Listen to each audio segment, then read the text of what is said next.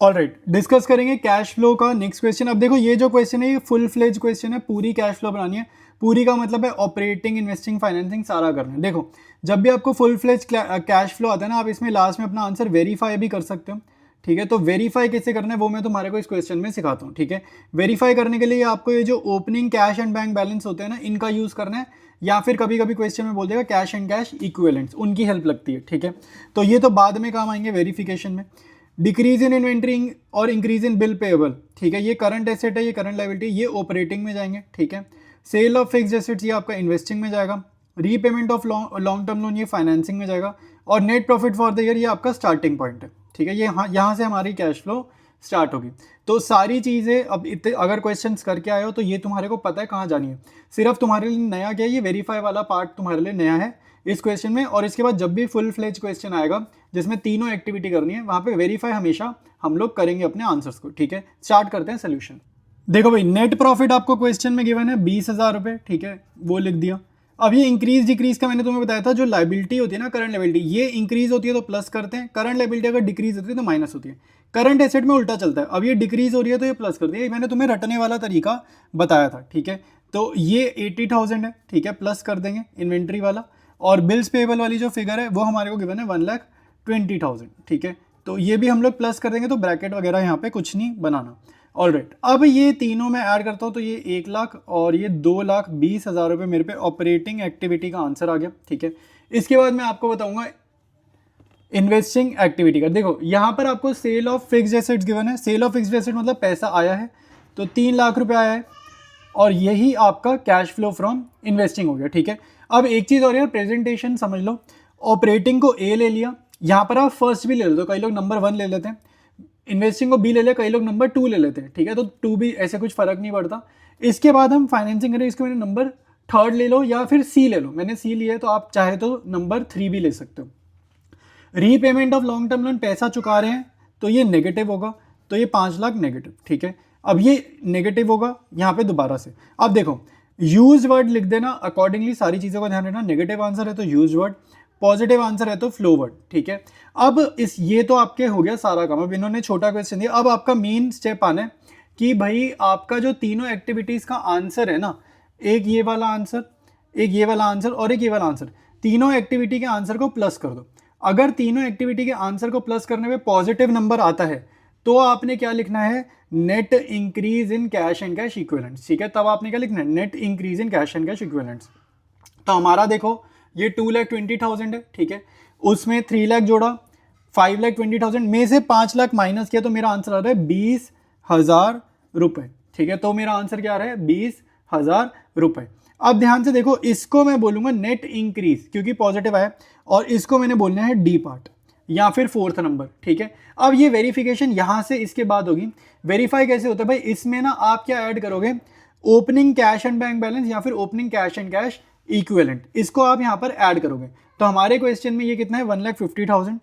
तो आपके इस वाले आंसर में ये जो डी हमारा है नेट इंक्रीज, इसमें जब तुम ओपनिंग बैलेंस ऐड करोगे ना तो ये अपने आप तुम्हारा क्लोजिंग के बराबर आना चाहिए। तो क्वेश्चन में देखो क्लोजिंग तुम्हारे को ऑलरेडी गिवन है 170, ये उसके इक्वल ही आना चाहिए, इनका टोटल उसके इक्वल ही आना चाहिए। अगर ये नहीं आ रहा ना तो हमारा एरर हो चुका है क्वेश्चन में। तो ये वेरिफिकेशन वाला पॉइंट था कि आपके तीनों आंसर्स का जो नेट इफेक्ट है, तीनों आंसर्स का जो नेट इफेक्ट है उसमें आपको ओपनिंग ऐड करना है और वो क्लोजिंग के बराबर आना चाहिए। यहां तक आपको करना है, और इसको बोल देना ई पॉइंट। जो क्लोजिंग वाली लाइन होती है इसको बोल देना ई पॉइंट या फिर 5th नंबर। ठीक है, तो ये तुम्हारा कंप्लीट सोल्यूशन है। ऑलराइट, अब देखो भाई आपके पास फुल फ्लेज क्वेश्चन है। ठीक है, बैलेंस शीट गिवन है कंपनी की और कह रहा है इसी को देखो, आपको कोई एडजस्टमेंट नहीं गिवन, पूरी ये आपको इक्विटी लायबिलिटी साइड दिख रही है और इसमें से ऑपरेटिंग, इन्वेस्टिंग, फाइनेंसिंग का डेटा खुद से ढूंढना है। ठीक है, तो जब खुद से चीजें हमें ढूंढनी है ना यार, तो मैं तुम्हारे को एक तरीका बता देता हूँ कि कहाँ पर क्या मिलता है। ठीक है, और मोटा मोटा तो यार वैसे ही काम चल जाएगा, लेकिन कभी कभी ना एक्सेप्शंस भी होती हैं। तो इक्विटी में शेयर होल्डर फंड्स और नॉन करंट लायबिलिटी, यहां से ना तुम्हें फाइनेंसिंग का डेटा मिलेगा। ठीक है, फाइनेंसिंग का। ठीक है, इसके बाद अगर मैं नीचे देखूं, ये नॉन करंट एसेट्स वाले सेक्शन से यहां से तुम्हें इन्वेस्टिंग का डेटा मिलेगा। ठीक है, और बची कुची बैलेंस शीट देख लोगे तो वो ऑपरेटिंग का होगा, जैसे यहां से ऑपरेटिंग का मिलेगा। ठीक है, करंट लायबिलिटी से ऑपरेटिंग का मिलेगा। ठीक है, लेकिन ऑपरेटिंग में ना कुछ चीजें ऐसी भी आ जाती हैं जो आपकी लाइक दूसरी जगह है। जैसे यहाँ से देखो हमारा स्टार्टिंग पॉइंट है सरप्लस वाला, तो शेयर होल्डर फंड में भी ऑपरेटिंग का डेटा छिपा हुआ है। ये डिबेंचर्स पे इंटरेस्ट देना पड़ सकता है, इंटरेस्ट निकालो, तो इंटरेस्ट का डेटा जो भी ऑपरेटिंग में जाता है, ठीक है, तो वो यहाँ पे ऊपर छिपा हुआ है, ठीक है, नॉन करंट लायबिलिटी में, फाइनेंसिंग वाली साइड, ठीक है। तो आपका ऑपरेटिंग का डेटा ना पूरी बैलेंस शीट में फैला हुआ होगा, तो ऑपरेटिंग थोड़ा ध्यान से निकालना पड़ेगा। बाकी इन्वेस्टिंग फाइनेंसिंग मैंने तुम्हें बता दिया, वो यहीं पर मिल जाता है। वेरिफिकेशन वाला जो स्टेप होता है, आखिरी स्टेप, उसका डेटा यहाँ से मिलेगा, ठीक है। ये आपका ओपनिंग वाला ईयर है, ये आपका क्लोजिंग वाला ईयर है, ठीक है। तो वेरिफिकेशन वाले स्टेप का डेटा यहाँ से मिल जाएगा। और सबसे इंपॉर्टेंट, इंटरेस्ट किस पे निकालोगे भाई, सबसे इंपॉर्टेंट, आगे कोई एडजस्टमेंट नहीं है। जब भी क्वेश्चन आपका साइलेंट होता है, जब भी क्वेश्चन साइलेंट होगा, तो ये जो इंटरेस्ट है ये आप हमेशा ओपनिंग वाले ईयर पे निकालोगे, जो भी आपका पहले वाला साल होगा, पुराना साल होगा, उस पे निकालोगे। तो यानी कि यहाँ पर इंटरेस्ट किस पे निकलेगा, 50,000 पे निकलेगा। तो ये चीज तुम्हारे को पता होनी चाहिए थी, ठीक है। अब स्टार्ट करते हैं सोल्यूशन, ठीक है भाई। तो फॉर्मेट रेडी है। सबसे पहले देखो सरप्लस का डेटा मेरे पास गिवन है, तो current year minus previous year करते हैं। तो 1,83,000 है, इसमें से माइनस करेंगे 82,000 रुपीज़, ठीक है। तो ये मेरा आ जाएगा 1,01,000 रुपये, ठीक है। उसके बाद non cash non operating items, देखो खामखा लिखने की जरूरत नहीं है, net profit before tax and extraordinary items, बहुत लंबा हो जाएगा क्वेश्चन, ठीक है। डायरेक्ट जो जो आइटम गिवन है ना वो ऐड करो और सीधा ऑपरेटिंग प्रॉफिट हम निकाल देंगे, ठीक है। तो ये मैंने बोला 50,000 ओपनिंग बैलेंस का हम निकालेंगे, क्योंकि क्वेश्चन हमारा साइलेंट है। तो 50,000 का कितना परसेंट है, 15% है, ठीक है। ये मैंने 12 लिख दिया, ये 15% है, ठीक है। तो 50,000 का 15% होता है 7,500। तो ऑपरेटिंग प्रॉफिट कितना हो जाएगा, 1,08,500। आया समझ। इसके बाद देखो इंक्रीज इन ट्रेड पेबल, ठीक है। तो ट्रेड पेबल आपके बढ़ रहे हैं, ये 1,10,000 से हो रहे हैं 1,50,000, ठीक है। या कैसे लिखें, हाँ इसको ऐसे लिख देते प्रॉपर, ठीक है। तो ये 40,000 से बढ़ रहे हैं, लाइबिलिटी है, तो लाइबिलिटी तो पॉजिटिव ही होती है, ठीक है। अच्छा, ट्रेड रिसीवेबल हमारे कम हो रहे हैं, तो ये हो रहे हैं 70 से 32। तो यार एक मिनट मेरी बात सुन लो, पहले तो माफ़ी चाहूँगा तुम्हें डिस्टर्ब करने के लिए, बट एक यार इंपॉर्टेंट चीज़ है, एक्चुअली चैनल पे मैं बहुत अच्छी अच्छी चीज़ें तुम लोगों के लिए लेकर आ रहा हूँ और बहुत सारे बच्चों को पता ही नहीं है इस बारे में, ठीक है। तो 12th वालों के लिए यार खासकर मैं मैक्रो इकोनॉमिक्स के नोट्स ला रहा हूँ, सारे मेरे हैंड रिटन नोट्स हैं, कॉपी पेस्ट नहीं, हैंड रिटन तो है लेकिन टाइप्ड है, कंप्यूटराइज्ड है, बट मैंने खुद बनाया है। मैक्रो के नोट्स हैं, बहुत अच्छे नोट्स हैं यार, प्लेलिस्ट बनी हुई है, यूट्यूब सर्च बॉक्स में ये प्लेलिस्ट डाल दो, साथ में मेरा नाम लिख देना मनन मलिक, वरना सर्च में शायद ना आए, तो ये डालना, साथ में मनन मलिक लिखना, तुम्हें नोट्स मिल जाएंगे। साथ साथ बिजनेस स्टडीज़ में केस स्टडीज़ आती हैं, क्लास 12 में बोर्ड्स में केस स्टडीज़ बहुत आती हैं। चैप्टर वाइज प्लेलिस्ट ला रहा हूँ, तो प्लेलिस्ट का नाम डाल देना यूट्यूब सर्च बॉक्स में, साथ में मनन मलिक लिख देना, ताकि ये शो अप कर जाए, ठीक है, सर्च में रिजल्ट में आ जाए। TS ग्रेवाल के सोल्यूशंस में नोट्स की फॉर्म में ला रहा हूँ। मानो तुम्हारे पास टाइम नहीं है, ठीक है, टाइम नहीं है और एक एक क्वेश्चन एक का वीडियो देखने का, तो आंसर्स रिटर्न है, मेरे हैंड रिटन नोट्स है भाई, तो एकदम करेक्ट ही होंगे। तो जल्दी जल्दी जाओ यूट्यूब चैनल से ये देखो, और ये नोट्स तुम्हारे को मिलेंगे कहाँ से, व्हाट्सएप चैनल पर मिलेंगे, साथ साथ तुम्हारे को स्क्रीन रिकॉर्डिंग दिख ही रही थी। तो ये हो रहे हैं 70,000 से 32,000, ठीक है। तो इसका जो डिफरेंस है वो आ रहा है 38,000, तो ये ऐड हो जाएगा। कोई चाहे तो अंदर भी लिख सकता है। और ये जो ब्रैकेट्स हैं यार, ये मैं तुम्हें प्योरली समझाने के लिए लिख रहा हूँ, ये वाला ब्रैकेट आपको लाइक करने की ज़रूरत नहीं है, ठीक है। इसके बाद देखो हमारे को क्या गिवन है भाई, डिक्रीज इन करंट लाइबिलिटीज, ठीक है। तो यहाँ पे देखो आपको अदर करंट लाइबिलिटीज गिवन है, और वो कितनी हो रही है, 20,000 से 12,000, 20,000 से 12,000 हो रही है अदर करंट लाइबिलिटी गिवन है। तो ये 8,000 से गिर रही हैं, तो ये हो गया नेगेटिव ब्रैकेट में। और जो इन्वेंट्री है वो हमारी कितनी हो रही है, 1,50,000 से 2,06,000, ठीक है। मैं साथ साथ ना फिगर्स देख रहा हूँ, इसलिए थोड़ा सा डिले हो रहा है लिखने में, ठीक है। तो ये हमारी इन्वेंट्री बढ़ रही है, तो ये कितने से बढ़ रही है भाई, 56,000। तो अगर तुम्हारी एसेट बढ़ रही तो जाहिर सी बात है तुमने खरीदी है, तो खरीदी है तो पैसा बाहर गया, आया समझ। तो ये चीज़ है सारी। अब आपको देखो 1,08,500 में 1 2 3 4 ये चारों चीज़ें एडजस्ट करनी है।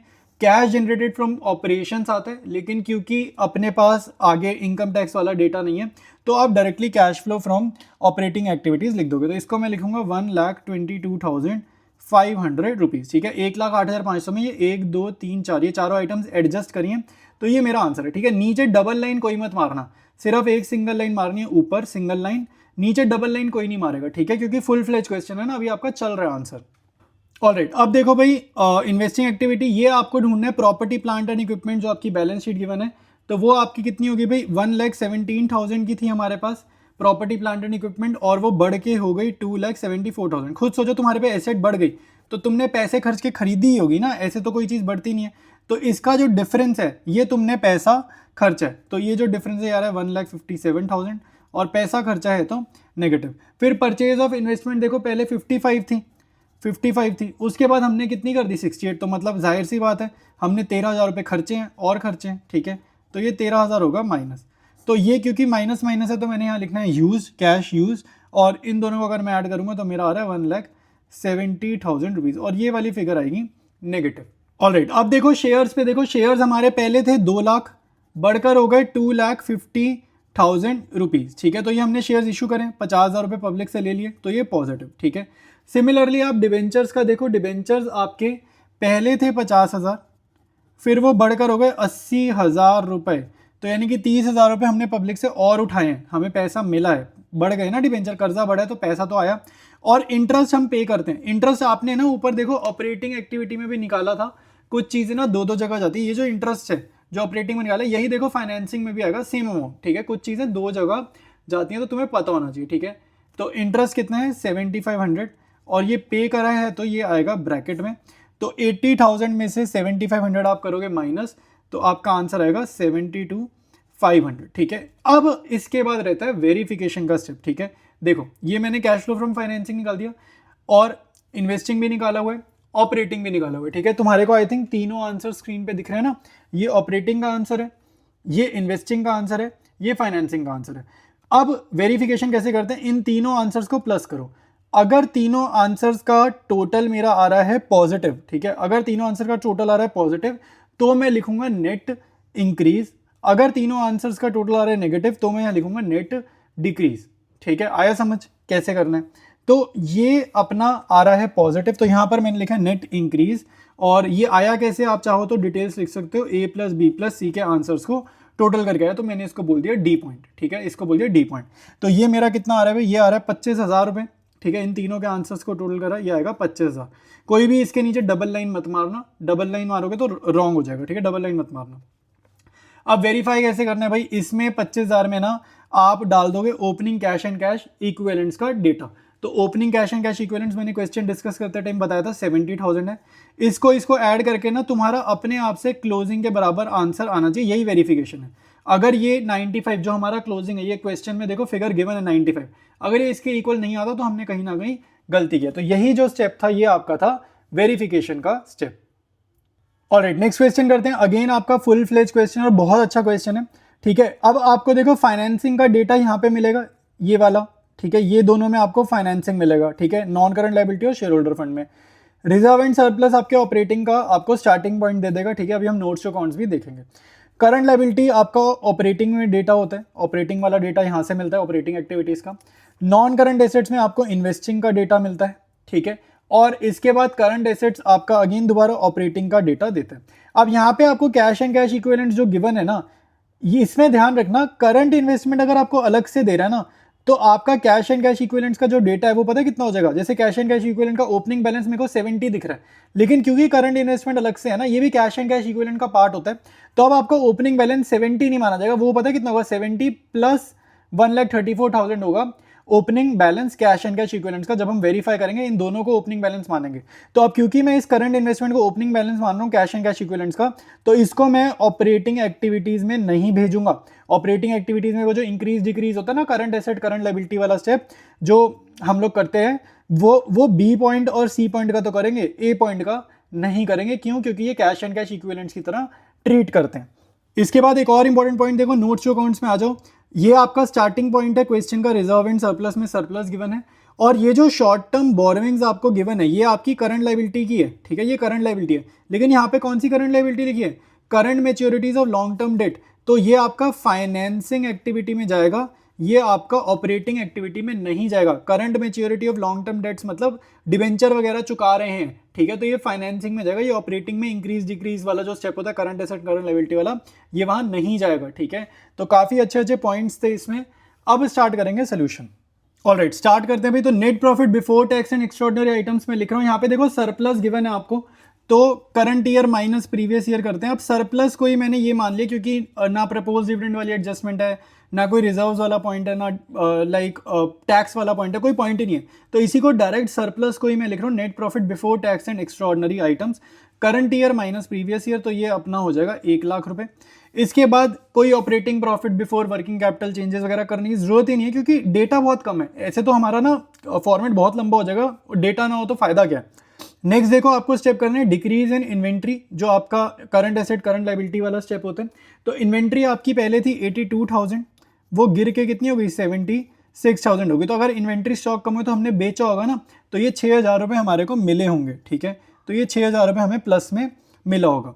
इसके बाद देखो ट्रेड रिसीवेबल जो है ये अपने 92,000 थे और अब हो गए 38,000, तो ये 92,000 से गिर कर हो गए हैं 38,000, तो ये कितना हो गया, ये हो गया 54,000 से गिरावट, तो ये प्लस है, ठीक है। आपको याद होना चाहिए डिक्रीज इन करंट एसेट हमारा प्लस होता है, ठीक है। इसके बाद ट्रेड पेबल हमारे 48 से 40 हो गए हैं, ठीक है, 48,000 से 40 हो गए हैं। तो अगर ये कम हो रही है, करंट लायबिलिटी कम हो रही है, तो माइनस करते तो 8,000 रुपये होंगे माइनस, ठीक है, तो ये होंगे माइनस। और अब देखो आपका कैश फ्लो डायरेक्ट आ जाएगा, कोई जरूरत नहीं कैश जनरेटेड फ्रॉम ऑपरेशंस वगैरह निकालने की, डायरेक्ट आंसर निकालो क्योंकि बहुत कम डेटा है, ठीक है। तो आप डायरेक्टली ऐसे कर सकते हो। तो 1,00,000 में ये तीनों चीज़ों का अगर आप नेट इफेक्ट करोगे तो आपका आंसर आएगा 1,52,000 रुपीज़, और क्योंकि पॉजिटिव आंसर है तो मैंने यहाँ फ्लो लिखा है और नीचे डबल लाइन कोई नहीं मारेगा। ऑलराइट, अब इन्वेस्टिंग में देखो आपको जो नॉन करंट एसेट्स वाला एरिया गिवन है बैलेंस शीट में, वो देखो भाई 5,60,000 रुपये हमारा ओपनिंग बैलेंस था, ठीक है, और वो हमारा कितना हो गया बाद में 8,50,000। तो इसका मतलब है हमारी जो फिक्स एसेट्स है वो बड़ी हैं तो हमने खरीदी होंगी, खरीदी हैं तो नेगेटिव, तो इसका जो डिफरेंस है वो कितना है 2,90,000 रुपीज़ नेगेटिव, तो यहाँ बनेगा ब्रैकेट। फिर है आपकी इन्वेस्टमेंट आपकी पहले कितनी थी 1,60,000 की दे रहा है और वो बढ़ के कितनी हुई 2,32,000 हो गई, तो ये भी देखो बढ़ गई, तो हमने ऑब्वियस सी बात है ये खरीदी है, तो 72,000 होगा नेगेटिव, ठीक है। तो ये दोनों मैंने ऐड करा है और ये दोनों नेगेटिव है, तो यहाँ पे देखो यूज वर्ड आएगा, तो 3,62,000 नेगेटिव, ठीक है। नेक्स्ट देखो भाई इश्यू ऑफ शेयर्स आपका पहले कितना था 6,00,000 था, 6,00,000 से शेयर्स आपके बढ़ के हो गए 8,00,000, तो ये हमने इशू करे ना, तो पैसा आएगा पॉजिटिव, तो 2,00,000 रुपये पॉजिटिव होगा। फिर हमारे पास current maturities of long term debts, देखो आपको ये नोट्स जो अकाउंट्स में गिवन है current maturities of long term debts, तो हमने रिडेम्पशन करा है, ठीक है, पैसा लौटाया है, तो नेगेटिव, ठीक है। तो मेरे पास फाइनेंसिंग एक्टिविटी का आंसर हो जाएगा 1,50,000 रुपए। अब आपका अगला स्टेप होता है वेरिफिकेशन का। वेरिफिकेशन के स्टेप में क्या करते हैं, पॉइंट ए का आंसर, पॉइंट बी का आंसर और पॉइंट सी के आंसर को टोटल करते हैं, ठीक है। अगर इन तीनों का टोटल आ गया नेगेटिव तो नेट डिक्रीज, पॉजिटिव आता है तो नेट इंक्रीज, ठीक है। ये आया कैसे, यहाँ पर आप लिख सकते हो a + b + c, तो इन तीनों के आंसर्स का जो हमारा टोटल आ रहा है वो कितना आ रहा है 60,000 रुपये नेगेटिव आ रहा है, इसलिए मैंने यहाँ पे डिक्रीज लिखा है। अगला स्टेप होता है वेरिफिकेशन का। ओपनिंग बैलेंस आप ऐड करोगे कैश एंड कैश इक्विवेलेंट्स का, तो कैश एंड कैश इक्विवेलेंट्स का आपको देखो बैलेंस दिख रहा है 70,000 यही, लेकिन मैंने आपको क्वेश्चन में एक चीज़ समझाई थी, आपको ना करंट इन्वेस्टमेंट भी गिवन है क्वेश्चन में, तो उसको आपको यहाँ पर ऐड करना होगा, और करंट इन्वेस्टमेंट भी इसलिए ऐड करते हैं क्योंकि वो कैश एंड कैश इक्विवेलेंट का पार्ट माना जाता है। तो ये अपना कितना हो गया, दोनों मिलाकर 2,04,000 हो जाएगा opening balance cash and cash equivalents का। तो अब जो क्लोजिंग बैलेंस होगा ना वो भी लाइक पता है किसके इक्वल होगा, वो क्लोजिंग बैलेंस इन दोनों का टोटल किसके इक्वल आना चाहिए। आपका जो क्लोजिंग बैलेंस है 94,000 गिवन है, उसमें करंट इन्वेस्टमेंट तुम ऐड करोगे 50,000 की, तो उसी के बराबर आना चाहिए ना, क्योंकि यहाँ पर करंट इन्वेस्टमेंट ले रहे हैं, यहाँ पर ले रहे हैं, तो यहाँ पर भी तो लेंगे, ठीक है। तो अब आपका जो 60,000 नेगेटिव है, ठीक है, नेट इफेक्ट वाला, उसमें ये ऐड करते हैं, वो इसके इक्वल अपने आप आना चाहिए, ठीक है। तो ये अगर मैं ऐड करता हूँ तो यार है 1,44,000, ठीक है, और ये दोनों को ऐड करके 1,44,000 आएगा, तो ये अपनी वेरिफिकेशन भी हो गई, ठीक है। तो ये अपना कंप्लीट क्वेश्चन था कैश फ्लो स्टेटमेंट का। ऑलराइट, डिस्कस करेंगे नेक्स्ट क्वेश्चन। देखो भाई अब हमारे को एडजस्टमेंट्स वगैरह गिवन है नीचे पॉइंट्स, और फुल फ्लेज क्वेश्चन है, ठीक है, फुल फ्लेज क्वेश्चन है। ये क्वेश्चन आपको एग्जाम में अगर आएगा तो मैक्सिमम ये 6 नंबर का आ सकता है, क्योंकि आपको 6 से ऊपर का क्वेश्चन बोर्ड में आएगा नहीं, ठीक है। तो अब देखो आपको डेटा कहाँ से उठाना है, मैं आपको हमेशा बताता हूँ, जो अपना शेयर होल्डर फंड्स और नॉन करंट लायबिलिटी है ना, यहाँ से आपको मिलेगा फाइनेंसिंग एक्टिविटी का डेटा, और ये जो अपना नॉन करंट एसेट है, यहाँ से हमें मिलता है इन्वेस्टिंग एक्टिविटी का डेटा, ठीक है। ऑपरेटिंग एक्टिविटी का जो डेटा होता है ना, वो पूरी आपको जो बैलेंस शीट गिवन है ना, उसमें कहीं ना कहीं फैला होता है। मतलब ऐसा नहीं कि एक जगह से मिलेगा, कहीं ना कहीं फैला होता है, तो हमें ढूंढ ढूंढ के निकालना होता है, ठीक है। तो अब देखो ये क्वेश्चन तुम्हारे सामने, स्टार्टिंग पॉइंट हमारा यहाँ देखो सरप्लस गिवन है, स्टार्टिंग पॉइंट, ठीक है। यहाँ से हम स्टार्ट करेंगे, मतलब ऑपरेटिंग एक्टिविटी की बात कर रहा हूँ। अब जो इंपॉर्टेंट चीज़ है तुम्हें ध्यान देनी है ना इस क्वेश्चन में, वो ये देनी है कि नीचे देखो आपको एडजस्टमेंट्स वगैरह गिवन है। तो ये एक एडजस्टमेंट है कि इंटरिम डिविडेंड दिया, तो ये आपकी दो जगह जाएगा, ये दो जगह जाएगा। कहाँ जाता है इंटरिम डिविडेंड? अगर पहले के क्वेश्चन करें तो याद होगा, एक तो ये फाइनेंसिंग एक्टिविटी में जाएगा, और दूसरा ये net profit before tax and extraordinary item निकालने में जाता है, ठीक है, सरप्लस में ऐड करते हैं, ठीक है, बिल्कुल स्टार्टिंग में ऑपरेटिंग एक्टिविटीज में। तो ये दो जगह तुम्हारा जाने वाला है। अब यहाँ पे आपको देखो एक्यूमुलेटेड डेप्रिसिएशन जब भी ऐसे गिवन हो ना, और नीचे कोई एडजस्टमेंट ना हो मशीनरी वगैरह से रिलेटेड, तो ये जो डिफरेंस है ना इसका और इसका, ये आपका जो डिफरेंस है ये कितना है? ये डिफरेंस है 18,000 का, 72 माइनस 54, ये आपका डेप्रिसिएशन है, ठीक है। ये आपका क्या है? डेप्रिसिएशन है, ये आपका ऑपरेटिंग एक्टिविटी में जाएगा। फिर नोट टू में देखो लोन वगैरह गिवन है। ये जो लोन फ्रॉम अमन लिमिटेड है, ये देखो ये पुराना साल है, डॉट डॉट डॉट मतलब जीरो, और ये बढ़ गया तो कर्जा बढ़ गया ना, तो ये फाइनेंसिंग में जाएगा। आया समझ? तो ऐसे तुम्हारे को देखना है। और लास्ट में वेरिफिकेशन वाला स्टेप देखो कहाँ से होता है, ये हमारा लास्ट स्टेप होता है वेरिफिकेशन का, कैश एंड कैश इक्विवेलेंट में, ठीक है। तो यहाँ पे आपको याद होगा ओपनिंग ऐड करते थे और क्लोजिंग के इक्वल वो आना चाहिए था, तो वो हमारा वेरिफिकेशन का स्टेप होता है। तो अब करते हैं इसके सोल्यूशन को। ऑलराइट, स्टार्ट करेंगे भाई क्वेश्चन को। तो अब आप देखो आपको ऑपरेटिंग एक्टिविटी सबसे पहले करना है, इसको हम ए मान लेते हैं, ठीक है। अब यहाँ पे देखो net profit as per statement of P and L, ये क्लोजिंग माइनस ओपनिंग करना होता है। तो आपका जो बाद वाला साल है उसमें 98,000 माइनस 96,000, तो ये हमारा है 2000। ये तुम्हारे को ऊपर गिवन है शेयर होल्डर फंड में रिजर्व एंड सरप्लस, ठीक है, वहां से उठाए। इंटरिम डिविडेंड देखो नीचे एडजस्टमेंट में गिवन है 52,000, तो ये मैंने यहाँ पे ऐड करा है।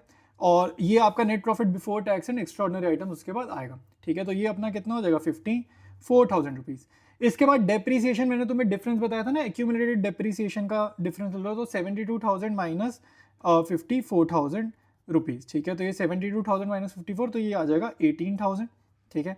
ये इसमें ऐड कर दो भाई, ये कितना हो जाएगा? 64 74 72,000 रुपीज। सेम वही स्टेप्स हैं, ठीक है। ये नेट प्रॉफिट भी लिख सकते हो आप यहाँ पे, अगर आप चाहो तो आपको ऑपरेटिंग प्रॉफिट लिखना है तो आप वो भी लिख सकते हो, ठीक है। तो ऑपरेटिंग प्रॉफिट लिख लो अगर वही लिखते आए हो अब तक, ठीक है। अब आगे करते हैं। ऑलराइट, आगे करेंगे भाई। अब देखो इंक्रीज इन ट्रेड पेबल्स, आपको देखो करंट लायबिलिटी में देखो ट्रेड पेबल गिवन है। पहले 72,000 थे, वो बढ़कर कितने हो गए? वो बढ़कर हो गए 82,000, तो 10,000 से कर्जा बढ़ गया ना, तो कैश आया होगा, तो वो हो गया प्लस, ठीक है। इसके बाद देखो डिक्रीज इन इन्वेंट्री, इन्वेंट्री आपकी गिर गई। कैसे गिर गई भाई? पहले 50,000 थी, अब गिर के कितनी होगी? 44,000 होगी, तो गिर गई 6,000 से, तो इन्वेंट्री बेची होगी एक तरीके से, तो पैसा फिर आ गया, तो 6,000 करा प्लस, ठीक है। फिर आपके पास increase in trade receivable, increase कैसे हुआ भाई? पहले था 70,000 और फिर बढ़ के कितना हो गया? 76,800। तो ये एक तरीके से स्टॉक ही समझो ताकि तुम्हें कैश का फ्लो समझ आए, ठीक है। मैंने हमेशा बताया करंट एसेट को स्टॉक समझ लो और करंट लायबिलिटी को लोन समझो। तो मान लो तुमने स्टॉक खरीदा समझने के लिए, तो पैसा बाहर गया ना, तो इसका जो डिफरेंस है वो बाहर गया, तो बाहर गया तो नेगेटिव कर दो, अकाउंट्स में नेगेटिव करते हैं, ठीक है। इसके बाद आपका आएगा net cash flow from operating activities. आप चाहो तो यहाँ पे पहले कैश जनरेटेड फ्रॉम ऑपरेशंस निकाल सकते हो, लेकिन क्योंकि टैक्स वाली एडजस्टमेंट नहीं है ना, तो आप डायरेक्टली लिख सकते हो, ठीक है। क्योंकि टैक्स वाली एडजस्टमेंट यहाँ पे नहीं है, तो आप डायरेक्टली कैश फ्लो लिख सकते हो, ठीक है। तो 72,000 में ये 10,000 जोड़ेंगे, 82 में 6 जोड़ोगे 88, ठीक है। और 88 में से 6800 आप करोगे माइनस, तो ये आएगा 81,200 रुपीज। ऑलराइट, अब आएंगे इन्वेस्टिंग एक्टिविटीज। देखो भाई नोट्स टू अकाउंट्स में property plant and equipment, notes to accounts में देखो नजर मारो, ठीक है। वहां पे देखो लैंड दिख रही है, जमीन दिख रही है। जमीन कितनी होगी? 40,000 पिछले साल थी, इस साल हो गई 60,000। तो अगर जमीन खरीदी है तो पैसा बाहर गया होगा, तो 20,000 करो माइनस, ठीक है। और इन्वेस्टिंग एक्टिविटी के साथ आप बी लिख सकते हो, ठीक है। अच्छा, बिल्डिंग भी हमने देखो खरीदी है, ये परचेज ऑफ बिल्डिंग है, फिर ये परचेज ऑफ मशीनरी, ठीक है। सारा कुछ हमने खरीदा है तो पैसा बाहर जाएगा। अच्छा, बिल्डिंग कितनी थी भाई? पहले 1 लाख थी, 1 लाख से बढ़कर कितनी हो गई? 1,10,000 हो गई, ठीक है। ये ना ब्रैकेट में तुम्हारे समझाने के लिए लिख रहा हूँ, ठीक है, जरूरी नहीं आपको लिखना है पेपर में, समझाने के लिए लिख रहा हूँ। तो 10,000 खर्च किया तभी तो जमीन बढ़ी, तो ये माइनस करो, ठीक है। फिर है परचेज ऑफ मशीनरी, ठीक है। वो अपनी कितनी थी? पहले 2,14,000 थी, और उसके बाद थी 2,44,000, तो ये भी बढ़ गई, 30,000 से बढ़ गई। मशीनरी की मेरे भाई आपको समझना, जो वैल्यूज लेनी है ना वो बिफोर वाली लेनी होती है, डेप्रिसिएशन काटने से पहले वाली, ठीक है। ये चीज याद रखना, बाद वाली मत लेना। तो इनको ऐड करो भाई, ये नेगेटिव की, तीनों फिगर्स नेगेटिव की है, तो ये आपका ऐड करने पे आएगा नेगेटिव का 60,000 और नेगेटिव है तो आपका यहाँ पे वर्ड क्या आएगा, यूज्ड वर्ड आएगा कि भाई कैश क्या हो गया, यूज हो गया इन्वेस्टिंग एक्टिविटी में। ऑलराइट, फाइनेंसिंग महंगे। देखो भाई सबसे पहले नोट्स टू अकाउंट्स में देखो लोन फ्रॉम अमन लिमिटेड तुम्हारे को गिवन है, वो लोन हमारा बड़ा है। साल की शुरुआत में हमारे पास लोन ही नहीं था, जीरो था, फिर 40,000 हो गया, तो पैसे अपने आ गए, अपने पास आ गए, तो positive 40,000। Repayment of bank loan, ये मैंने शॉर्ट टर्म बोरोविंग्स उठाई है। करंट लाइबिलिटी में देखो, करंट लाइबिलिटी में शॉर्ट टर्म बोरोविंग्स, ठीक है, वहां पे देखो, ठीक है, तो वो तुम्हारी कितनी हो रही है भाई, पहले 10,000 थी, अब जीरो है। 10,000 से जीरो हो गई ना, तो 10,000 से जीरो हो गया मतलब कर्जा कम हुआ है, तो यानी कि पैसा हमने बाहर पे किए, खर्च किए, ठीक है, हमने पैसा चुकाया, माइनस। इंटरिम डिविडेंड देखो आपको एडजस्टमेंट में गिवन है, तो वो आपका 52,000 आएगा नेगेटिव, ठीक है, तो ये अपना सिंपल डन है। और यहाँ पे देखो ये 3 आइटम्स फाइनेंसिंग की है, इन तीनों को अगर आप एडजस्ट करोगे तो आपका आंसर आएगा 22,000 नेगेटिव। तो क्योंकि नेगेटिव आंसर है, अगेन आपने यहाँ पे क्या लिखना है, यूज्ड वर्ड लिखना है, यूज्ड वर्ड। ऑलराइट, अब देखो भाई इसको मैंने सी माना फाइनेंसिंग को। अब देखो मेरा नेक्स्ट स्टेप होता है वेरिफिकेशन का। वेरिफिकेशन का स्टेप होता है नेट इफेक्ट निकालना, इसको आप डी बोल दो। ये कैसे करते हैं भाई, जो भी तुम्हारे आंसर है ना, ऑपरेटिंग, इन्वेस्टिंग, फाइनेंसिंग है, देखो ये ऑपरेटिंग का आंसर है, फिर ये तुम्हें इन्वेस्टिंग का आंसर दिख रहा है, और फिर ये तुम्हें फाइनेंसिंग का आंसर दिख रहा है, तो ये तीनों के आंसर तुम ऐड कर दो। अगर ये आंसर पॉजिटिव आया, ठीक है, तो हमारे केस में जो ये आंसर है ना, ये आ रहा है -800, ठीक है, ये आ रहा है -800, ठीक है। तो अगर आपका ये नेगेटिव आ रहा है ना, तो आपने यहाँ पे क्या लिखना है, नेट डिक्रीज, ठीक है, ये मैंने जान के इंक्रीज लिखा है, कहीं तुम अपने आप रटा रटाया इंक्रीज मत लिख देना, ठीक है, ये मैंने लिख दिया डिक्रीज क्योंकि आंसर नेगेटिव आया। तो ये आपका आंसर आया तीनों का। अब इसमें ना opening cash and cash equivalent add करो, ये तुम्हारे को करंट एसेट में गिवन है, opening cash and cash equivalents 8,000 रुपए, ठीक है, वो तुमने ऐड करना है। और इन दोनों को ऐड करके देखो, ये तुम्हारा closing cash and cash equivalents के इक्वल आना चाहिए, अपने आप आना चाहिए, ठीक है। और closing cash and cash equivalent देखो 7200 ही गिवन है। यही हमारा वेरिफिकेशन का स्टेप है कि आपका तीनों का आंसर जो भी आए, तीनों एक्टिविटीज का आंसर, उसमें अगर मैं opening cash and cash equivalents मिलाऊं तो वो क्लोजिंग के बराबर आना चाहिए, ठीक है। तो ये मेरा है आंसर। तो ये मैं जूम आउट करके तुम्हारे को कंप्लीट आंसर दिखा रहा हूं, अभी भी पूरा नहीं दिख रहा। अब देखो थोड़ा सा नीचे वाला पोर्शन अब तुम्हारे को मैंने शो कर दिया। ऑलराइट, नेक्स्ट क्वेश्चन देखेंगे भाई। अब आपको अगेन फुल फ्लेज क्वेश्चन है, और यहाँ पे देखो स्टार्टिंग पॉइंट देख लेते हैं भाई, ये लेकिन नोट नंबर है तो ये हम नोट नंबर से चेक करेंगे। आपको मैंने ये बताया, ये वाला जो होता है फाइनेंसिंग का डेटा यहाँ से मिलता है शेयर होल्डर फंड से, ठीक है। और नॉन करंट लाइबिलिटी से भी मिलता है, लेकिन नॉन करंट लाइबिलिटी में कोई यहाँ नहीं दिख रही, करंट लाइबिलिटी दिख रही है। ये आपका मोस्टली ऑपरेटिंग में जाता है। शॉर्ट टर्म प्रोविजन आपका क्या है, यूजुअली ये प्रोविजन फॉर टैक्स होता है, ठीक है, यूजुअली ये प्रोविजन फॉर टैक्स होता है अगर क्वेश्चन साइलेंट हो तो। बट यहाँ पे नोट नंबर है तो हम नीचे चेक करेंगे, ठीक है। नॉन करंट एसेट से भाई तुम्हें इन्वेस्टिंग का डेटा मिलेगा हमेशा, ठीक है। और करंट एसेट में अगेन ऑपरेटिंग का वो जो डेटा होता है ना, कैश जनरेटेड फ्रॉम ऑपरेशन निकालने वाले से, वो यहाँ से होता है। अब नीचे देखो भाई तुम्हारे पास एडजस्टमेंट्स भी हैं और नोट्स अकाउंट्स भी हैं। देखो जनरल रिजर्व गिवन है, तो इसको हमारे को एडजस्ट करना है net profit before tax and extraordinary item निकालने से पहले। तो ये सरप्लस, ये हमारा स्टार्टिंग पॉइंट होगा, ये हमारा स्टार्टिंग पॉइंट होगा, ये एडजस्ट करेंगे। प्रोविजन फॉर टैक्स भी मेरे को चाहिए होगा करंट ईयर का। आपको देखो 2 प्रोविजन फॉर टैक्स गिवन है ना, तो करंट ईयर होता है ये वाला, और नया वाला साल, और पुराना साल होता है प्रीवियस ईयर। तो ये इनकम टैक्स पेड है जो ऑपरेटिंग एक्टिविटी में बिल्कुल लास्ट स्टेप होता है, ठीक है, ये टैक्स पेड है 28,000 वाला।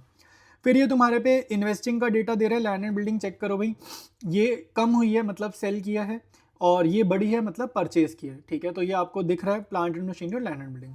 फिर देखो एडजस्टमेंट में ना आपको प्रपोज डिविडेंड दे रहा है। अब प्रपोज डिविडेंड में आपको याद रखना है, आपको जब भी 2 सालों का देगा ना, आपको प्रीवियस ईयर चाहिए होता है, करंट ईयर नहीं चाहिए होता, ठीक है। तो प्रीवियस ईयर तो हमें चाहिए, इसको तो मैंने करा टिक। जो मुझे नहीं चाहिए, ये मुझे नहीं चाहिए ना, तो ये पूरी कैश फ्लो में ही नहीं चाहिए, ये चीज़ याद होनी चाहिए। 45,000 जबरदस्ती कहीं एडजस्ट मत करना, प्रपोज डिविडेंड करंट ईयर मेरे को कहीं भी नहीं चाहिए होता, ठीक है। तो स्टार्ट करते हैं सीधा अपना CFS बनाना। ऑलराइट, अब देखो वर्किंग नोट में सरप्लस से पहले नेट प्रॉफिट निकालते हैं। तो 27,000 ये आपका करंट ईयर है, प्रीवियस ईयर है आपका 18,000, तो current year minus previous year अपना स्टार्टिंग हो गया 9,000 से। जनरल रिजर्व देखो तुम्हारे को जस्ट वहीं पर गिवन है नोट्स अकाउंट्स में, ये आपका 20,000 था, फिर ये बढ़ गया 30,000 का। तो ट्रांसफर कितना पैसा किया, 10,000 हमने ट्रांसफर किया है, तो ये आएगा। PDPY मैंने शॉर्ट में लिखा है प्रपोज डिविडेंड प्रीवियस ईयर, ये आपको एडजस्टमेंट में गिवन है 39,000, तो ये मैंने यहाँ पर ले लिया, ठीक है। ये चीज़ आपको पता होनी चाहिए, ये मैंने यहाँ पर ले लिया। और ये कहाँ जाएगा भाई, ये आपका फाइनेंसिंग में भी जाएगा, ठीक है। एडजस्टमेंट वाली चीज़ ना फाइनेंसिंग में भी साथ साथ जाएगी। प्रोविजन फॉर टैक्स वो जो शॉर्ट टर्म प्रोविजन है, यहाँ पे करंट ईयर लेते हैं, तो करंट ईयर कितना है 32,000, ठीक है। तो ये मैंने यहाँ पर ये ले लिया 32,000, ठीक है।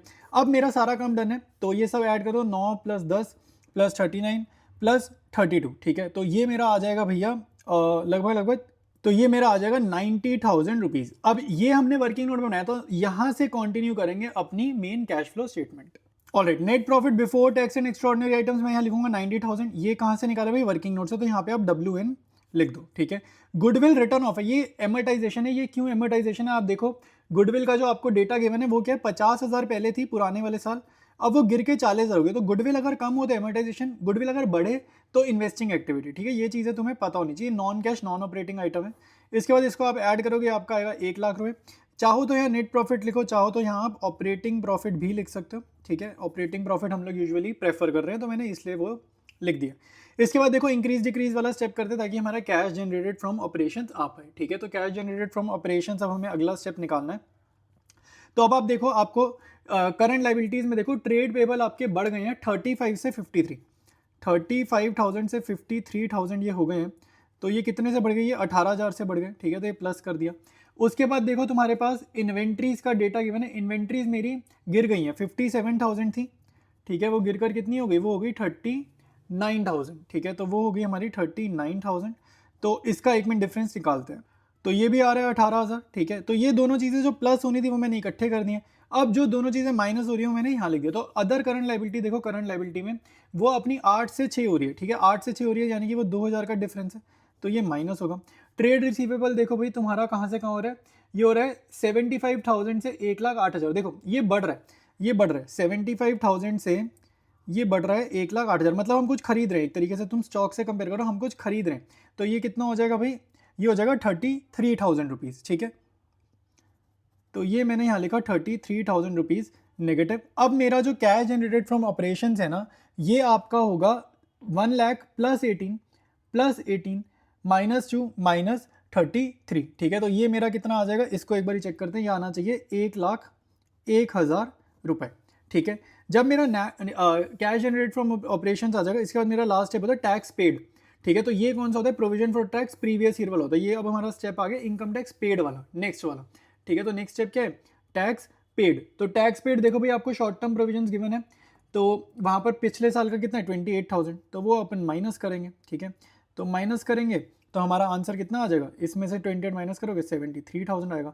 पॉजिटिव आंसर आ रहा है तो फ्लो वर्ड, नेगेटिव आंसर आ रहा है तो यूज वर्ड। नेक्स्ट देखो भाई इन्वेस्टिंग एक्टिविटी बनाएंगे। अब देखो जमीन वाला, देखो लैंड एंड बिल्डिंग, ये आपकी ना गिर रही है। 1,10,000 थी पहले और ये गिर कर कितनी हो रही है? 57,000 हो रही है। तो ये आपकी गिर रही है। तो अगर ये गिर रही है तो यानी कि हमने क्या किया है? सेल किया, ठीक है। तो ये कितने से गिर रही है? 53,000 से, ठीक है। तो ये सेल किया तो पैसा आएगा ना कैश का, तो इनफ्लो होगा, तो प्लस, ठीक है। उसके बाद आप देखो plant and machinery, plant and machinery आपका बढ़ रहा है, ठीक है। वो 90,000 से कितना हो रहा है? 1,91,000 हो रहा है, ठीक है। तो ये कितना हो गया? 1,01,000 से बढ़ रहा है, तो 1,01,000 से हमने चीज़ खरीदी है, तो ये अपना कितना हो जाएगा? नेगेटिव हो जाएगा। अगला देखो नॉन करंट इन्वेस्टमेंट, वो 10,000 से कितना हो रहा है? 35, तो ये भी बढ़ रहा है। खुद सोचो, अगर तुम्हारी इन्वेस्टमेंट कहीं बढ़ रही है तो तुम पैसे तो बाहर खर्च रहे हो ना, तो पैसा नेगेटिव होगा। 25,000 क्या होगा? नेगेटिव होगा, ठीक है। तो अब यहाँ पे मेरे पास cash flow from investing activities आ रहा है और 53 पॉजिटिव है और ये दोनों मेरा नेगेटिव है। तो नेट इफेक्ट मेरा आ रहा है 73,000 नेगेटिव, और ये नेगेटिव है तो यहाँ पे मैंने क्या लिख दिया? यूज वर्ड लिख दिया, ठीक है। यहाँ मैंने क्या लिखा? Use word. अब अगला जब स्टार्ट करोगे ना, एक चीज याद रखना, जब स्टार्ट करोगे तो इसको सी बोल देना, ठीक है। जैसे इन्वेस्टिंग को बी बोला है, ऑपरेटिंग को ए बोला है, इसको सी बोल देना। ऑलराइट, नेक्स्ट देखो भाई फाइनेंसिंग एक्टिविटी। अब देखो इश्यू ऑफ शेयर कैपिटल हम लोग करेंगे। आपको इक्विटी शेयर कैपिटल देखो गिवन है कि पहले 3 लाख थी, वो बढ़कर कितनी हो गई? 3.5 लाख। तो कंपनी ने शेयर्स इशू करें, तो शेयर्स इशू करें तो पैसे आ गए, तो 50,000 पॉजिटिव। डिविडेंड पेड, ये जो है ना, ये मेरा प्रपोज डिविडेंड है जो एडजस्टमेंट में गिवन था, ठीक है। ये 2 जगह गया है, एडजस्टमेंट में गिवन था, ऊपर भी गया था ऑपरेटिंग में और यहाँ फाइनेंसिंग में भी जाएगा। तो ये कितना था? 39,000। अब अगर ये मैंने पे करा है तो मेरा पैसा गया बाहर, तो ये माइनस होगा, ठीक है। तो यही 2 आइटम है फाइनेंसिंग में, और कुछ है नहीं, ठीक है। तो इन दोनों को ऐड करते हैं तो ये अपना आ जाएगा 11,000 रुपये पॉजिटिव, ठीक है। तो इतना करने के बाद ये तुम्हारा सी का आंसर है। अगला स्टेप होता है डी, ठीक है। अब एक चीज़ ध्यान रखना, यहाँ पे आपको नेट इंक्रीज वाला स्टेप करना होता है। Net increase in cash and cash equivalents. ये क्या मीनिंग होता है भाई? इसका मीनिंग ये होता है कि आपकी जो तीनों एक्टिविटीज़ के आंसर है, अगर मैं तुम्हें आंसर दिखाऊं, ऑपरेटिंग का आंसर 73 है, ठीक है। इन्वेस्टिंग का आंसर 73 है लेकिन नेगेटिव है। फाइनेंसिंग का आंसर क्या है? 11,000। इन तीनों के आंसर प्लस करके देखो तुम्हारा क्या नंबर आ रहा है। अगर तीनों का आंसर प्लस करके पॉजिटिव नंबर आया तो यहाँ लिखेंगे इंक्रीज, तीनों का आंसर प्लस करके नेगेटिव नंबर आया तो यहाँ लिखेंगे डिक्रीज, ठीक है। ये चीज़ याद रखना। अब यहाँ पे देखो यार, अगर तुम नंबर ध्यान से देखो तो ऑपरेटिंग का पॉजिटिव और इन्वेस्टिंग का नेगेटिव तो कट के जीरो हो गया, ये कट के जीरो हो गया, तो मेरे पे बचा गया, मेरे पे सिर्फ 11,000 बचा, यही मेरा आंसर है अगले स्टेप का। तो ये मेरा आंसर है 11,000 और इस कॉलम को मैं डी बोल दूंगा, ठीक है। उसके बाद हमारा वेरिफिकेशन वाला स्टेप स्टार्ट है।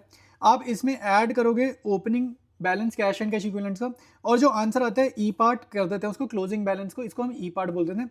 ये आना चाहिए जो ऑलरेडी क्वेश्चन में वैल्यू गिवन होती है ना, उससे बराबर आना चाहिए।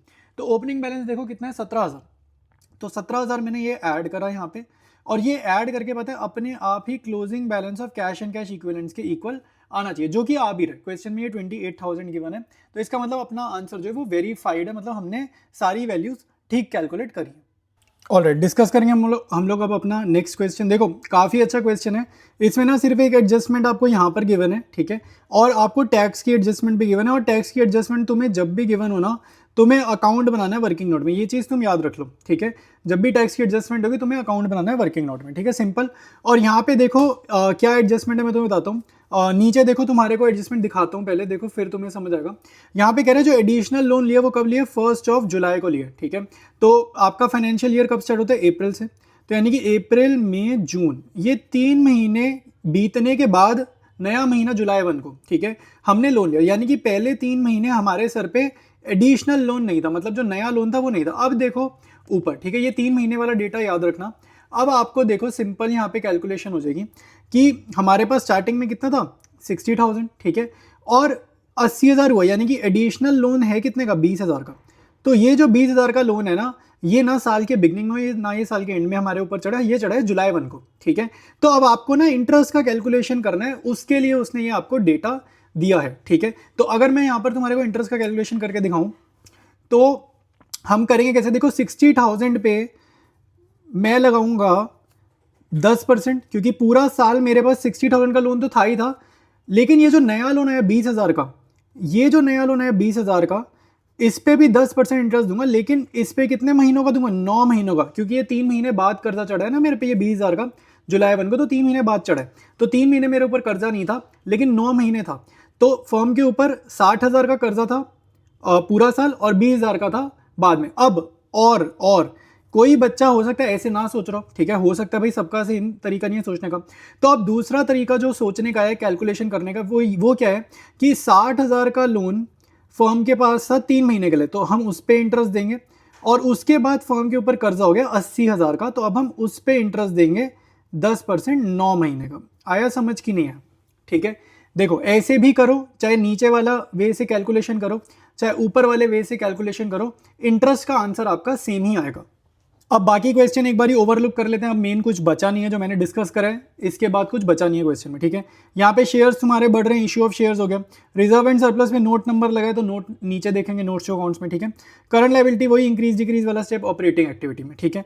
प्रोविजन का मैंने बोल दिया अकाउंट बनाना है तो वर्किंग नोट में चलेंगे इसका अकाउंट बनाने, ठीक है। इसके बाद देखो ये करंट एसेट्स वाला स्टेप तुम्हारा ऑपरेटिंग में जाता है, प्रॉपर्टी प्लांट एंड इक्विपमेंट पे नोट नंबर है तो नीचे नोट्स टू अकाउंट्स में जाना पड़ेगा, ठीक है। अब आप ध्यान से देखो, आपको ये स्टार्टिंग पॉइंट होता है सरप्लस वाला, क्वेश्चन का स्टार्टिंग पॉइंट है, ठीक है।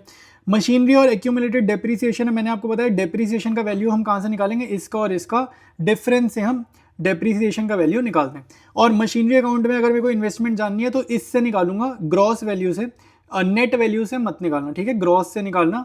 इन्वेस्टिंग एक्टिविटी का अगर हमें डेटा चाहिए तो ग्रॉस से निकालते हैं, ठीक है। ये रही वो टैक्स पेड वाली एडजस्टमेंट, ठीक है, तो इसकी वजह से ही मेरे को जो है अकाउंट बनाना पड़ेगा। ऑलराइट, प्रोविजन फॉर टैक्स बनाएंगे, ठीक है, क्योंकि एडजस्टमेंट गिवन अकाउंट बनाएंगे तो ये लायबिलिटी नेचर का अकाउंट है, तो आपकी ओपनिंग होगी credit side by balance BD, और इधर होगी टू बैलेंस सीडी, ठीक है। तो ओपनिंग बैलेंस आपको देखो 70,000 गिवन है, क्वेश्चन में गिवन है, फिर ये 68,000 गिवन है, ठीक है, तो ये क्वेश्चन में गिवन है। एडजस्टमेंट में आपको टैक्स पेड का डेटा दे रहा है, तो टू बैंक जो हमने पे करा है, ठीक है, ये आपका ऑपरेटिंग एक्टिविटी में नीचे जाता है ये वाली फिगर, तो ये कितने गिवन है 53,000, ठीक है। तो इन दोनों को ऐड करूंगा तो बड़ी साइड का टोटल आएगा, तो बड़ी साइड का टोटल इधर कॉपी पेस्ट, और इसमें से बैलेंसिंग फिगर आ रही है 51,000, तो यहाँ पे लिखेंगे बाय स्टेटमेंट ऑफ P&L, ठीक है, बाय स्टेटमेंट ऑफ P&L, तो ये आपकी बैलेंसिंग फिगर है। और इसको ये पता है क्या, provision for tax current year वाला फिगर है। तो जब भी आप अकाउंट बनाते हो ना तो आपको बैलेंस वाली डेटा नहीं लेना, आपको ये वाला डेटा उठाना है अपने कैश फ्लो स्टेटमेंट में, जो हम यूज़ करेंगे वो ये वाला क्रॉस वाला डेटा यूज़ करेंगे, यानी कि 53 और 51,000। ऑलराइट, सबसे पहले देखो आपको सरप्लस से स्टार्ट करना है। एक तो इसको कैपिटल ए बोल देना, और सरप्लस देखो आपको क्वेश्चन में कितना गिवन है, current year minus previous year. देखो ध्यान से करना, 25,000 माइनस 1,20,000। अब यहाँ पे गलती मत करना भाई, आंसर आपका नेगेटिव में आ सकता है, ठीक है। तो ये आपका नेगेटिव 95,000 आएगा। उसके बाद provision for tax for current year हम लोग यूज करेंगे, फॉर्मेट के अकॉर्डिंग चलने। वर्किंग नोट में हमने अभी निकाला था ना स्टेटमेंट ऑफ P&L वाली फिगर, बैलेंसिंग फिगर जाई थी, वो आया था 51,000, ठीक है। तो ये मैं ऐड करूंगा तो मेरे पास कितना आ रहा है, 44,000 नेगेटिव। और ऑलराइट, इसके बाद देखो ये नेट प्रॉफिट बिफोर टैक्स आ गया, फिर non cash non operating items वाला स्टेप। तो डेप्रीसिएशन देखो, एक्यूमुलेटेड डेप्रीसिएशन वाला डेटा देखो, 48,000 माइनस 23,000, तो ये अपना कितना आएगा, 25,000, ठीक है। इसके बाद देखो interest on long term loan तुम्हारे को कैलकुलेट करना है, ये 7,500 आएगा। ये मैंने तुम्हें क्वेश्चन डिस्कस करते टाइम बताया था, जस्ट कैलकुलेट करना है उसको, ठीक है। तो ये 7,500 आ जाएगा। और इसके बाद अपना आएगा operating profit before working capital changes, या फिर नेट वर्ड भी लिख सकते हो, सब चल जाएगा, ठीक है। अच्छा, नेगेटिव 44 में आप ऐड करोगे ये दोनों फिगर्स, तो आपका आंसर कितना आएगा भाई, ये नेगेटिव में आएगा 11,500 रुपीज़, ठीक है। तो ये नेगेटिव है तो ब्रैकेट में लिखना। इसके बाद इंक्रीज डिक्रीज वाला स्टेप करते हैं, ताकि हमारा क्या आ जाए, कैश जनरेटेड फ्रॉम ऑपरेशंस आ जाए, ठीक है। तो ये अपना कैश जनरेटेड फ्रॉम ऑपरेशंस है, जिसको मैंने net cash used in operating activities लिखा है, ठीक है। अच्छा, अब देखो आपको डिक्रीज इन ट्रेड रिसीवेबल्स ढूंढना है भाई। तो ये 65 से हो गए 51, तो ये हो गए 65 से 51, ठीक है। तो ये कितने से गिर गए भाई, ये गिर गए आपके 14,000 से, ठीक है। तो ये हो गया। फिर उसके बाद करंट एसेट्स देखो भाई, तो ये आपकी कितनी है, 4,000 से हो गई 0, ठीक है। 4,000 से हो गई 0, तो बेसिकली बेची है एक तरीके से, तभी तो 0 हो गई। तो पैसे तो आ गए ना, तो पैसे आ गए, ठीक है। तो 4,000 हो गए ऐड। फिर आप देखोगे ट्रेड पेबल, ये 20 से हो गए 6, ये 20,000 से हो गए 6,000, तो ये आपके कम हो गए, ठीक है। तो ये आपके कम हो गए, तो इसका क्या मतलब है, जैसे लोन कम हुआ तो एक तरीके से लोन चुकाया तो नेगेटिव, ठीक है। तो 14,000 हम पे कर रहे हैं एक तरीके से। इन्वेंट्री आपकी बढ़िया, स्टॉक खरीदा है, 60 से 67,000 हो गया है, तो इसका क्या मतलब है, एक तरीके से 7,000 रुपये का तुमने माल खरीदा, तो पैसे तुमने खर्च करें, ठीक है। तो अब 11,500 नेगेटिव में ये चारों आइटम्स हम एडजस्ट करेंगे, ठीक है। तो करना कुछ नहीं यार, ये 14 से 14 तो कट रहा है, और ये 3,000 घटा दो, तो 11,500 में से अगर मैं 3,000 घटा दूँ तो हमारा आंसर आ जाना चाहिए, ठीक है। तो ये आपका कितना आएगा, 14,500 नेगेटिव। देखो अब इसमें एक चीज़ याद रखना है यार, जब आप एडजस्ट करोगे ना 3,000 माइनस का, तो ये माइनस का ही नंबर है, तो माइनस माइनस प्लस होकर बढ़ जाएगा, ठीक है। 8,000 समथिंग मत कर देना, वो रॉन्ग होगा, क्योंकि ये प्लस का नंबर नहीं है, ये माइनस का नंबर है, ठीक है। इसके बाद आपको टैक्स पेड करना है, ये क्वेश्चन में एडजस्टमेंट में आपको डायरेक्ट गिवन है 53,000, ठीक है। तो ये भी आपको माइनस करना है, तो ये अगेन माइनस माइनस बढ़ जाएगा, तो ये ऐड कर देते हैं, ठीक है। तो ये आपका हो जाएगा 67,500, फिर से नेगेटिव है तो ब्रैकेट लगाओ, और ये तुम्हारा आंसर होगा ऑपरेटिंग एक्टिविटीज़ का। नेक्स्ट देखो भाई इन्वेस्टिंग एक्टिविटीज, इसको मैंने बी मान लिया। फिर आप देखोगे यार परचेज ऑफ मशीनरी, देखो मशीनरी ढूंढो भाई, मशीनरी तुम्हारे को गिवन है, प्रॉपर्टी प्लांट इक्विपमेंट, ठीक है। नोट्स जो अकाउंट्स में देखो 384 और 215, ठीक है। मैंने तुम्हें बताया ग्रॉस वाली फिगर से करो, 384 और 2,15,000, तो 2,15,000 से बढ़ के हो गई 3,84,000, यानी कि ये बड़ी है, ठीक है। तो इसका जो डिफरेंस है वही क्या है, अपना आंसर है, ठीक है। तो ये डिफरेंस कितना आ रहा है, 1,69,000, और ये बड़ी है तो खरीदिए तो पैसे बाहर गए हैं, और एक ही आइटम है तो यही तुम्हारा आंसर है, और नेगेटिव आंसर है तो कैश यूज्ड वर्ड आपको यहाँ पे लिखना है। इसके बाद जब कैश फ्लो करोगे ना फाइनेंसिंग का, तो यहाँ पे सी लिख देना, इसको थर्ड या सी बना दो, ठीक है। फिर आप देखो इसमें हमारे पास क्या क्या डेटा आ रहा है। देखो सबसे पहले आपकी नज़र पड़ेगी शेयर कैपिटल पे, तो वो अपनी 1 लाख से 3 लाख हो रही है, 1 लाख से 3 लाख हो रही है, तो ये 2 लाख रुपए अपने पास आ रहे हैं पैसा पॉजिटिवली, ठीक है। फिर हम लोन का देखेंगे भाई, लोन हमारा 20,000 से बढ़ा था ना इसी क्वेश्चन में, याद होगा, जिसमें इतनी एडजस्टमेंट थी, 60,000 से 80,000, तो लोन बढ़ा है तो पैसे आ रहे हैं, तो 20,000 पॉजिटिव, ठीक है। उसके बाद इंटरेस्ट ऑन लोन जो है तुम्हारा, ये हमने निकाला है, ठीक है। ऊपर भी हमने लिखा है इंटरेस्ट ऑन लोन 7,500, तो ये हम पे कर रहे हैं, तो ये नेगेटिव, ठीक है। इंटरेस्ट हम पे कर रहे हैं तो हमारा क्या होगा, नेगेटिव, ठीक है। तो ये 2,20,000 में से 7,500 हटाएंगे तो 2,12,500 हमारा आंसर आ जाएगा, ठीक है। तो ये अपना आंसर है फाइनेंसिंग एक्टिविटी का। अब अगला स्टेप तुम्हें पता है नेट इफेक्ट वाला होता है, ठीक है। कैश एंड कैश इक्विवेलेंट, मतलब तीनों एक्टिविटी के आंसर, ऑपरेटिंग का आंसर, इन्वेस्टिंग का और फाइनेंसिंग का, इसको बोलते हैं हम डी पॉइंट। और ये कौन सा आंसर है, जैसे ये फाइनेंसिंग का आंसर है, ये तुम्हारा इन्वेस्टिंग का आंसर है, ऊपर देखो ये 67,500, ये मेरा ऑपरेटिंग का आंसर है।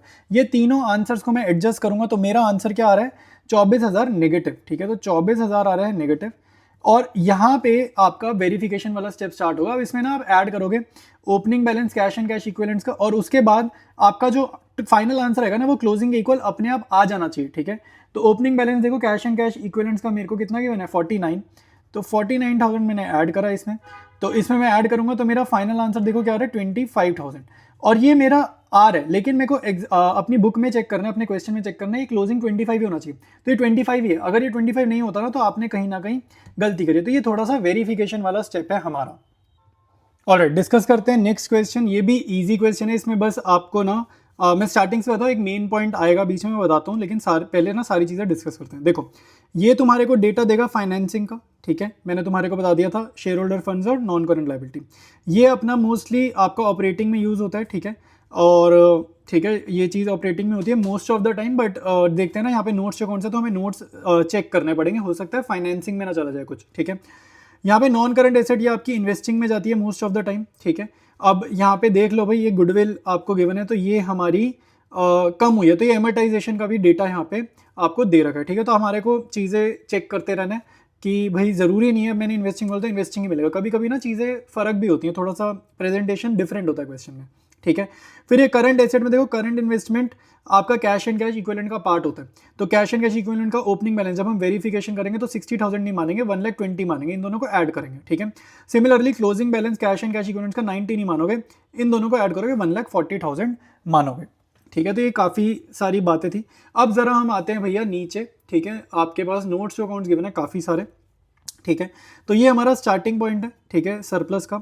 अब यहाँ पे देखो आपको इंटरेस्ट निकालना है, तो इंटरेस्ट कुछ ना बोले तो ओपनिंग बैलेंस पे चुपचाप निकाल दिया करो, ठीक है, साइलेंट क्वेश्चन में। बट यहाँ पे एक एडजस्टमेंट लिखी है, और एडजस्टमेंट ये कह रहा है 12% डिवेंचर्स वर रिडीम्ड ऑन 31 मार्च। तो मैंने आपको बताया था जब भी एंड की डेट हो ना तो कैलकुलेशन स्टार्टिंग डेट पे करो, स्टार्टिंग डेट हो तो कैलकुलेशन एंड की डेट में करो, ये शॉर्टकट तरीका मैंने तुम्हें बताया था। अब यहाँ पे देखो हमारे को जो रिडम्पशन वाला पॉइंट है ना उससे रिलेटेड डेटा आपको यहाँ पे गिवन है, और वो ये बोलता है कि current मैच्योरिटीज of long term dates 12% debentures, कह रहे हैं ये जो हम चुका रहे हैं डिवेंचर्स, ये चुका रहे हैं 50,000 रुपये के, खाली 50,000 रुपये का कर्जा चुका रहे हैं हम, ठीक है। तो इसको चुकाया है साल के एंड में, तो तुम्हें ये समझना है जो 50,000 रुपये तो तुमने चुकाए ना, ये तुमने साल के एंड में चुकाए, तो यानी कि सारा साल फर्म के ऊपर कर्जा ही था, फर्म तो कर्जे में ही डूबी हुई थी 50,000 के। तो आपको जब इंटरेस्ट निकालना है ना 12% का, तो वो इस ओपनिंग बैलेंस पे भी निकालना है, इस ओपनिंग बैलेंस पे भी निकालना है, तो मतलब 5 लाख रुपए पे इंटरेस्ट निकालना है, क्योंकि हमने कर्जा बिल्कुल एंड में चुकाया है, ठीक है। तो और अगर रटना है तो भाई ये एंड की डेट है तो कैलकुलेशन स्टार्टिंग की डेट पे कर देना, तो इस पे भी कर देना और इस पे भी कर देना, ठीक है, या फिर डायरेक्टली इन दोनों को मिला के 5 लाख पे एक बार में कर दो तो भी सेम आंसर आएगा। बैंक ओवरड्राफ्ट तुम्हारा फाइनेंसिंग में जाएगा। प्रोविजन फॉर टैक्स की तुम्हारे को नीचे देखो एडजस्टमेंट गिवन है, जब भी प्रोविजन फॉर टैक्स की एडजस्टमेंट गिवन हो तो आपको अकाउंट बनाना होता है, ठीक है, ये चीज़ आपको पता होनी चाहिए। इसके बाद मशीनरी और एक्यूमुलेटेड डेप्रिसिएशन है। एक्यूमुलेटेड डेप्रिसिएशन का आपका डिफरेंस जो होता है वो डेप्रिसिएशन आता है, यहाँ ब्रैकेट लिखा है, ब्रैकेट का मतलब है माइनस, तो इसको डिफरेंस आपको 99,000 ही मिलेगा, इसको ना पॉजिटिव समझ के डिफरेंस निकालना। ये तो वो ये बता रहे कि भी ग्रॉस मशीनरी में से आपने डेप्रिसिएशन माइनस करी तो फिर ये आया, वो तो आपको प्रोसेस का माइनस का साइन दिख रहा है, प्रोसेस का। डेप्रिसिएशन एक्यूमुलेट कभी नेगेटिव होती ही नहीं है, ठीक है। तो आपको अगर यहाँ पे डेप्रिसिएशन निकालनी है तो 2 लाख में से 1,01,000 हटा देना, 99,000 की तुम्हें डेप्रिसिएशन मिल जाएगी। और मशीनरी इन्वेस्टमेंट वगैरह कितनी हुई ये बढ़ गई, तो ये ग्रॉस वाली फिगर्स उठाते हैं तो तुम्हारे को इन्वेस्टिंग का डेटा मिलेगा, ये नेट वाली फिगर्स नहीं उठानी, ठीक है। तो अब स्टार्ट करते हैं सोल्यूशन।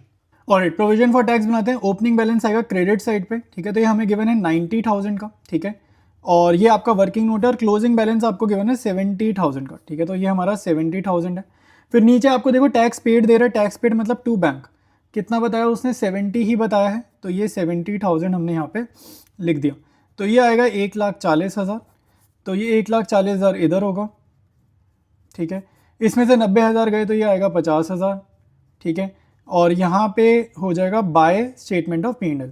अब आपको मैं एक चीज़ बता दूँ, जब भी हम अकाउंट बनाते हैं तो ये बैलेंस वाली फिगर नहीं लेते, ये तुम्हारा टैक्स पेड है, ये ऑपरेटिंग में जाएगा, और ये तुम्हारा provision for tax current year है, ठीक है, ये भी ऑपरेटिंग में जाएगा लेकिन ये ऊपर जाएगा, ठीक है, ये आपकी जो बैलेंसिंग फिगर है ये provision for tax current year है, ठीक है। तो इन दोनों फिगर्स को लेंगे हम अपने कैश फ्लो स्टेटमेंट में, 70 और 50 को।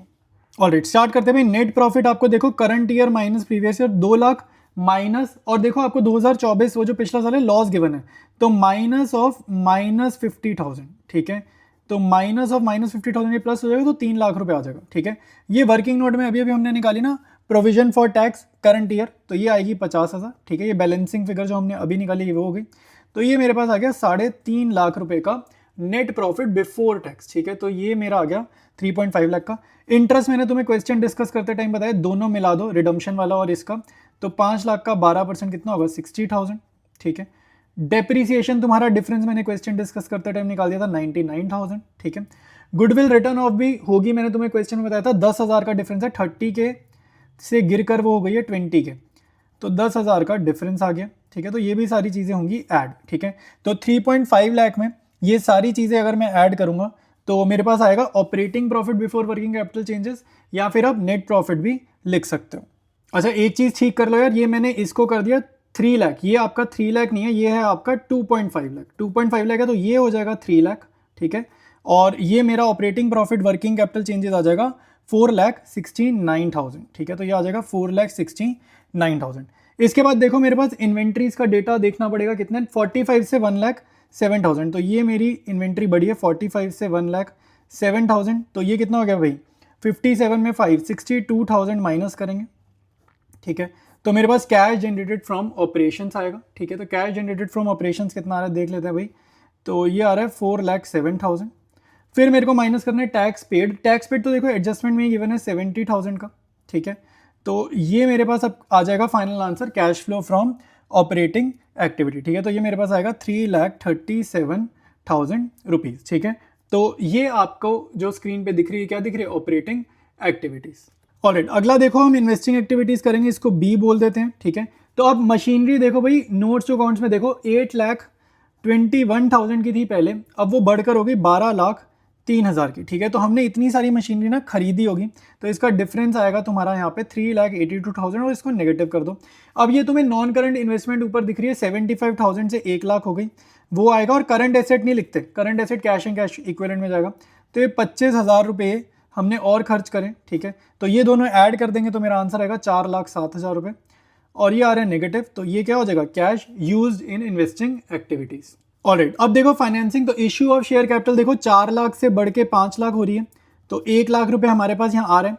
बैंक ओवरड्राफ्ट का अब डेटा देखो, ये 50,000 से हो रहा है 1,50,000, ठीक है। ये भी हमारा बढ़ रहा है, कर्जा बढ़ रहा है, यानी कि पैसा आ रहा है, तो 1 लाख रुपए हमारे पास यहाँ से भी आ रहा है।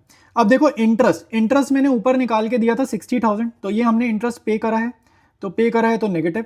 और वो जो current maturity of long term debt वाला पॉइंट था ना, कि कितने हमने डिवेंचर चुकाए हैं, तो वो 50,000 के हमने डिवेंचर या कर्जा चुकाया है, तो वो नेगेटिव, ठीक है। तो ये 2 लाख पॉजिटिव, उसमें से 1,10,000 हटा दो, तो 90,000 रुपये पॉजिटिव आएगा। ये अपना हो जाएगा cash flow from financing activity, ठीक है। ये तुम्हारा सी था, सी पॉइंट फाइनेंसिंग का। इसके बाद डी का कॉलम बनेगा नेट इंक्रीज या डिक्रीज का, और ये कॉलम कैसे बनेगा भाई, तीनों एक्टिविटीज के आंसर को ऐड कर देंगे, ठीक है।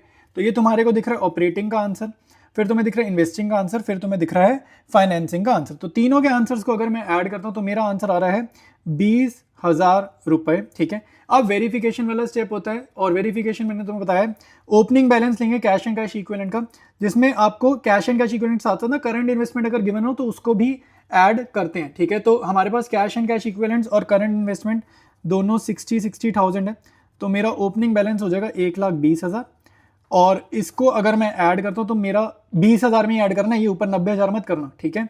तो ये आया कैसे था, A + B + C करके आया था, डी पॉइंट, और ये मेरा हो जाएगा 1,40,000 रुपए, ठीक है। ये 1,40,000 होगा, और इसके बाद आपको वेरीफाई करना है क्या ये ठीक है, तो वेरीफाई करते हैं भाई closing cash and cash equivalent कितना है, 90,000 प्लस करंट इन्वेस्टमेंट 50,000 की, ठीक है। तो ध्यान से देखो ये भी 1,40,000 आ रहा है, तो यानी कि हमारा जो वेरिफिकेशन वाला स्टेप है वो बिल्कुल डन है, और अपना आंसर ठीक आया। ऑलराइट, नेक्स्ट क्वेश्चन करेंगे। देखो छोटा सा क्वेश्चन है बट अच्छा क्वेश्चन है, कह रहा है प्रॉपर्टी प्लांट इक्विपमेंट क्लोजिंग और ओपनिंग बैलेंस उसने दिया है, ठीक है। और फिर देखो प्रॉपर्टी प्लांट इक्विपमेंट ना आपका लाइक मशीनरी वगैरह के रिलेटेड होता है, मशीनरी अकाउंट वगैरह से। तो उसके बाद देखो मशीनरी की एक एडजस्टमेंट दे रहे हैं, तो जब भी ऐसा होता है ना तो आपको ना ऑफिशियली वर्किंग नोट में ना एक अकाउंट बनाना होता है, ठीक है। जब भी आपको ओपनिंग क्लोजिंग बैलेंस दे और साथ साथ एक एडजस्टमेंट दे तो आपको अकाउंट बनाना है वर्किंग नोट में, ये याद रखना। कह रहा है during the year of machine costing इतना, डेप्रीसिएशन प्रोवाइडेड देयर ऑन इतना, ठीक है। डेप्रीसिएशन का अमाउंट दे दिया, वॉज सोल्ड फॉर 1,25,000, ठीक है। तो कॉस्टिंग इतनी थी, उस पर डेप्रीसिएशन कितना था तो वो माइनस करेंगे, तो फिर कंपेयर करोगे और नए अमाउंट को ये सेल वाले प्राइस से, तो आपको लॉस या गेन पता चल जाएगा, ठीक है। फिर कह रहे हैं depreciation charge for the year was 3.5 lakh, पूरे अकाउंट पे, लाइक पूरे अकाउंट में जो डेप्रिसिएशन चार्ज हुआ है वो कितना है, 3.5 लाख रुपए। अब आपको माइंड में ये डाउट आएगा कि ये जो वर्किंग नोट में हम अकाउंट बनाएंगे वहाँ पे कौन सा डेप्रिसिएशन लिखेंगे, ये वाला या ये 3.5 लाख, ठीक है, एक ये डाउट आएगा माइंड में। तो ये 3,50,000 आप अकाउंट में लिखोगे, और जो ये 1,50,000 है ना, ये यार हम यूज़ करेंगे गेन या लॉस वाली फिगर निकालने के लिए, ठीक है। फिर बोल रहे हैं मशीन कॉस्टिंग 75,000 वॉज परचेज, तो ये हमने कुछ परचेज किए, बाय करा है, ठीक है, तो उसका डेटा दे रहा है। Bye issue of equity shares of 10 each eight A premium of 20%। अब ये जो डेटा है ना, ये सेम अकाउंट में ही जाएगा, अलग अकाउंट में मत डाल देना, सेम मशीनरी अकाउंट जो बनाएंगे उसमें ही डालेंगे। और कैसे डालेंगे मैं आपको सोल्यूशन में समझाऊंगा। नेट प्रॉफिट बिफोर टैक्स इतना, ठीक है। अब बोल रहे how will you disclose these items while preparing CFS। तो यहाँ पे जो आपको डेटा गिवन है वो दो जगह जाएगा। एक तो देखो आंसर देखोगे तो आइडिया लगेगा, एक तो इन्वेस्टिंग एक्टिविटी का डेटा है और दूसरा है आपका ऑपरेटिंग एक्टिविटी का, ठीक है। तो ये दोनों एक्टिविटीज हमें इस क्वेश्चन से बनानी है और मेन हमें अकाउंट बनाना है मशीनरी का। ऑलराइट, देखो भाई मशीनरी अकाउंट है, ठीक है, तो यहाँ पे डेबिट लिखेंगे, यहाँ पे क्रेडिट लिखेंगे, ओपनिंग बैलेंस इधर लिखेंगे, ठीक है, 25,50,000, और साथ साथ आपको देखो क्लोजिंग बैलेंस कितना गिवन है, 31,75,000, तो वो मैं इधर लिखूंगा, ठीक है। तो ओपनिंग क्लोजिंग बैलेंस लिख दिए, यहाँ पे टोटल बना देंगे, ठीक है, जो भी बड़ी साइड होगी उसका यहाँ पे टोटल करेंगे। अब ध्यान से देखो, आपको डेप्रिसिएशन पूरी मशीन की कितनी गिवन है, 3,50,000। सेल वाली की नहीं लिखते, आपको यहाँ पे ना पूरी लाइक एंटायर मशीन वाली डेप्रिसिएशन लिखनी है। जो सेल वाली आपको डेप्रिसिएशन गिवन है, सेल वाली, वो यहाँ पे लॉस निकालने के काम आ रही है, ठीक है। ये क्या हमारा लॉस है, ठीक है, जो हमने मशीनरी बेची है ना, ये क्या हमारा लॉस है। अब मैं आपको बताता हूँ यहाँ पे क्या अमाउंट आएगा। देखो आपको बोल रहा है during the year machine costing 3,50,000, 3.5 lakh रुपए की मशीनरी थी, उस पर कितना डेप्रिसिएशन लगा, 1.5 लाख, ठीक है। तो ध्यान से देखो जरा, यहाँ मैं ऊपर थोड़ा सा ऊपर कर देता हूँ, देखो 3.5 लाख की मशीनरी थी, उसमें 1.5 लाख का डेप्रिसिएशन काटोगे तो आज की डेट में वो मुझे पड़ी 2 लाख रुपए की, आज की डेट में मुझे पड़ी 2 लाख की। ये मैंने कितने में बेची है, 1,25,000 में। तो 2 लाख रुपए की चीज़, महंगी चीज़ मैंने सस्ती बेची, तो मुझे लॉस ही होगा ना। तो कितना लॉस हो गया, 75,000 का लॉस हो गया। आया समझ कि नहीं आया, ठीक है। तो ये हमारा लॉस ऑन सेल हो गया। अब यहाँ पे हमने एक मशीनरी बाय भी करी है, तो यूजुअली जब हम बाय करते हैं हम क्या लिखते हैं, यहाँ लिखते हैं हम टू बैंक, ठीक है, हम क्या लिखते हैं, टू बैंक। लेकिन यहाँ पे हमने अब जब बाय किया ना तो हमने पेमेंट नहीं करी, तो यहाँ पर ऐसा क्यों हो रहा है मैं तुम्हें जरा एक बार वर्किंग नोट में बताता हूँ। ऑलराइट, देखो भाई, अब हमने एक मशीनरी खरीदी है, 75,000 की मशीनरी है, और बदले में हमने जो उसको पेमेंट करी है ना, वो हमने पैसे नहीं दिए, हमने क्या दिया, उसके शेयर्स दिए। शेयर्स इशू करे हैं प्रीमियम पर, तो सिंपली आपको नंबर ऑफ शेयर्स निकालने, तो आपको पता चल जाएगा कितना प्रीमियम है और कितना नॉर्मल अमाउंट है। तो 75,000 को आप डिवाइड करोगे 12 रुपीज़ से, तो फेस वैल्यू 10 है ना, प्रीमियम 2 रुपये, क्योंकि 20% का प्रीमियम है, तो 20% ये 10 पे लगा, ये 10 पे 20% लगेगा तो 2 रुपये आएगा। तो टोटल जो शेयर माना जाएगा नंबर ऑफ शेयर्स निकालने के लिए, वो 12 रुपये का माना जाएगा, ठीक है। इसको जरा कट करते हैं और देखते हैं क्या नंबर आ रहा है। तो ये आ रहा है आपके पास 6250, ठीक है। नंबर ऑफ शेयर्स कितने आ गए, 6250। तो अब हम अपना मशीनरी अकाउंट में जो वैल्यूज लिखनी है ना, वो इसकी हेल्प से अब हम लिख पाएंगे। ऑलराइट, देखो भाई, अब हमने ये जो यहाँ पे इक्विटी शेयर लिखा है, यहाँ पे आप लिखोगे 6250, नंबर ऑफ शेयर्स दे रहे हैं और एक शेयर 10 रुपये का है, तो बाहर क्या अमाउंट है, 62500, ठीक है। प्रीमियम कितना है, 2 रुपये, 6250 इंटू 2, तो बाहर क्या अमाउंट है, 12,500, ठीक है। तो ऐसे आपको अमाउंट लिखनी है, ठीक है। तो ये चीज़ हो गई सबसे बढ़िया। अब आप देखो आपके पास कोई बैलेंसिंग फिगर आ रही है या नहीं आ रही है। देखो आएगी तो यूजुअली हम लोग क्या लिखते थे, टू बैंक या बाय बैंक, बट इस क्वेश्चन में देखो हमने यहाँ पे सेल भी कर दी और हमने यहाँ पे एक तरीके से बाय कर दिया, परचेज भी कर दिया, तो हमारी बैलेंसिंग फिगर आनी नहीं चाहिए। अब देखो यहाँ पे जब मैं बड़ी साइड का टोटल कर रहा हूँ ना, तो क्रेडिट साइड बड़ी आ रही है लेकिन डेबिट साइड छोटी है। तो मैंने अभी आपको बोला कि बैलेंसिंग फिगर नहीं आनी चाहिए, लेकिन यहाँ पर आ रही है। तो अगर आ रही है ना, तो मैं ये मान के चलूंगा कि मैंने ना एक और मशीनरी खरीदी है, या मतलब कुछ भी करा, मैंने कुछ और परचेजेस करी है, ठीक है, बाय करा है। तो ऐसा ज़रूरी नहीं है कि नहीं आएगी, अब आ गई है तो आ गई है, ठीक है। तो ऐसे थोड़ी है कि हम काट देंगे या छोड़ देंगे, ऐसा नहीं है। तो बड़ी साइड का टोटल करो, ये हमारा आ रहा है 37,25,000, ठीक है। तो बड़ी साइड का टोटल दोनों तरफ करेंगे कॉपी। इस 37,25,000 में से 1, 2, 3, ये तीनों आइटम्स आप माइनस करोगे, आपका आंसर आएगा 11 लाख रुपीज़, ठीक है, 11 लाख रुपीज़। तो ये हमने बाय करा, ठीक है। अब आपका इन्वेस्टिंग एक्टिविटी में जो डेटा जाएगा वो क्या जाएगा भाई, एक तो ये जाएगा परचेज 11 लाख रुपए का, ठीक है। दूसरा जाएगा ये सेल, ठीक है, 1,25,000 का। ये वाला परचेज मत डालना, क्योंकि ये हमने कैश का आउटफ्लो नहीं किया ना, रियलिटी में कैश तो नहीं गया बाहर, ठीक है, ये तो शेयर्स के थ्रू पेमेंट गई। तो इन्वेस्टिंग एक्टिविटी है, कैश के आउटफ्लो में ये मत डालना, ठीक है। आई समझ में बात। अब दूसरी चीज़, अगर मैं ऑपरेटिंग की बात करूँ तो वहाँ पर ये 75,000 जाएगा, ठीक है। साथ साथ ये डेप्रीसिएशन जाएगा 3.5 लाख रुपए का, ठीक है। तो अब स्टार्ट करते हैं अपनी कैश फ्लो। तो यार एक मिनट मेरी बात सुन लो। पहले तो माफ़ी चाहूँगा तुम्हें डिस्टर्ब करने के लिए, बट एक यार इंपॉर्टेंट चीज़ है। एक्चुअली चैनल पे मैं बहुत अच्छी अच्छी चीज़ें तुम लोगों के लिए लेकर आ रहा हूँ और बहुत सारे बच्चों को पता ही नहीं है इस बारे में, ठीक है। तो 12th वालों के लिए यार खासकर मैं मैक्रो इकोनॉमिक्स के नोट्स ला रहा हूँ। सारे मेरे हैंड रिटन नोट्स हैं, कॉपी पेस्ट नहीं, हैंड रिटन तो है लेकिन टाइप्ड है, कंप्यूटराइज्ड है, बट मैंने खुद बनाए हैं। मैक्रो के नोट्स हैं, बहुत अच्छे नोट्स हैं यार। प्लेलिस्ट बनी हुई है, यूट्यूब सर्च बॉक्स में ये प्लेलिस्ट डाल दो, साथ में मेरा नाम लिख देना मनन मलिक, वरना सर्च में शायद ना आए। तो ये डालना, साथ में मनन मलिक लिखना, तुम्हें नोट्स मिल जाएंगे। साथ साथ बिजनेस स्टडीज़ में केस स्टडीज़ आती हैं, क्लास 12 में बोर्ड्स में केस स्टडीज़ बहुत आती हैं। चैप्टर वाइज प्लेलिस्ट ला रहा हूँ, तो प्लेलिस्ट का नाम डाल देना यूट्यूब सर्च बॉक्स में, साथ में मनन मलिक लिख देना ताकि ये शो अप कर जाए, ठीक है, सर्च में रिजल्ट में आ जाए। टीएस अग्रवाल के सोल्यूशंस में नोट्स की फॉर्म में ला रहा हूँ। मानो तुम्हारे पास टाइम नहीं है, ठीक है, टाइम नहीं है और एक एक क्वेश्चन एक का वीडियो देखने का, तो आंसर्स हैं रिटर्न है, मेरे हैंड रिटन नोट्स है भाई, तो एकदम करेक्ट ही होंगे। तो जल्दी जल्दी जाओ यूट्यूब चैनल से ये देखो, और ये नोट्स तुम्हारे को मिलेंगे कहाँ से? व्हाट्सएप चैनल पर मिलेंगे, साथ साथ तुम्हारे को स्क्रीन रिकॉर्डिंग दिख ही रही थी। ऑलराइट, स्टार्ट करेंगे भाई। Cash flow from operating activities, net profit before tax. देखो आपको क्वेश्चन में लास्ट लाइन में गिवन है 2,50,000, वहाँ से देख के लिखेंगे। फिर हम करेंगे adjustment for non cash non operating items. अभी जो मशीनरी अकाउंट बनाया वहाँ से डेप्रीसिएशन देख के लिख लेंगे, 3.5 लाख रुपए, ये प्लस करेंगे। लॉस ऑन सेल भी वहाँ हमने निकाला था 75,000 रुपीज़, वहाँ से ये प्लस कर लेंगे, ठीक है। और कुछ ऑपरेटिंग में जाने के लिए डेटा गिवन नहीं है, तो यही आपका operating profit before working capital changes है और यही आपका कैश फ्लो भी यही माना जाएगा, क्योंकि इसके ज़्यादा ना डेटा ही नहीं गिवन, ठीक है। तो यही इनफ डेटा है हमारे पास, तो ये सारा हम ऐड कर देते हैं। तो ये कितना आ रहा है भाई? ये आ रहा है 6,75,000 रुपीज़, ठीक है। तो ये हो गया। अब अगला देखो, आप इन्वेस्टिंग एक्टिविटी करोगे। इन्वेस्टिंग का भी जो डेटा है, जो बैंक वाली फिगर थी ना मशीनरी अकाउंट में, बैंक वाली, वो आपको यहाँ लिखना है। तो परचेज थी 11 लाख रुपए, परचेज करेंगे तो पैसा बाहर जाएगा। सेल करिए 1,25,000, ये तो हमें क्वेश्चन में ही फिगर गिवन है, ठीक है। तो इन दोनों को अगर मैं ऐड कर देता हूँ तो ये कितना आ रहा है? 9,75,000 नेगेटिव, क्योंकि 11 लाख बड़ी फिगर है ना नेगेटिव की, तो आंसर नेगेटिव आ रहा है। और नेगेटिव का क्या मतलब होता है भाई? कैश यूज, ठीक है। तो ये सोल्यूशन था इस क्वेश्चन का। ऑलराइट, नेक्स्ट क्वेश्चन करेंगे। देखो लॉन्ग फॉर्म वाला क्वेश्चन है, ठीक है। तो अब यहाँ पे मैं आपको बता देता हूँ, ये जो शेयर होल्डर फंड्स है, यहाँ से हमें फाइनेंसिंग एक्टिविटी वाला डेटा मिलेगा, नॉन करंट लायबिलिटी से भी फाइनेंसिंग का डेटा मिलेगा, और ये जो 10% है मतलब है इंटरेस्ट, ठीक है। ये कह रहा है इंटरेस्ट। तो जब आपको इंटरेस्ट निकालना है ना, तो आपको याद रखना है, आपको ना ओपनिंग बैलेंस पे इंटरेस्ट निकालना है। यहाँ पे हमारा ओपनिंग बैलेंस देखो बाद में लिखा है, यूजुअली कभी वो पिछला साल यहाँ लगा देगा, कभी पिछला साल यहाँ लगा देगा, तो ध्यान से रीड कर लेना, ठीक है। तो जब भी क्वेश्चन साइलेंट हो, आपने ओपनिंग बैलेंस पे इंटरेस्ट निकाल देना, यानी कि यहाँ पे 2 लाख। लेकिन अगर एडजस्टमेंट गिवन होगी तो अकॉर्डिंगली आपको सॉल्व करना पड़ेगा, ठीक है। तो इस क्वेश्चन में एडजस्टमेंट है, तो वो भी देखते हैं क्या एडजस्टमेंट गिवन है। फिर देखो भाई, short term borrowings, bank loan, तो ये जो है ये आपका जाएगा फाइनेंसिंग एक्टिविटी में। अगर मैं ध्यान से देखूं तो ये जो मेरा लोन है पहले ज़्यादा था फिर कम हुआ है, तो इसका मतलब मैंने लोन चुकाया है, तो ये रीपेमेंट है, ठीक है। तो ये -30,000 जाएगा फाइनेंसिंग में। ये आपका वहीं ऑपरेटिंग एक्टिविटी में जाएगा, ठीक है। ऑपरेटिंग एक्टिविटी में increase decrease current asset current liability वाला स्टेप।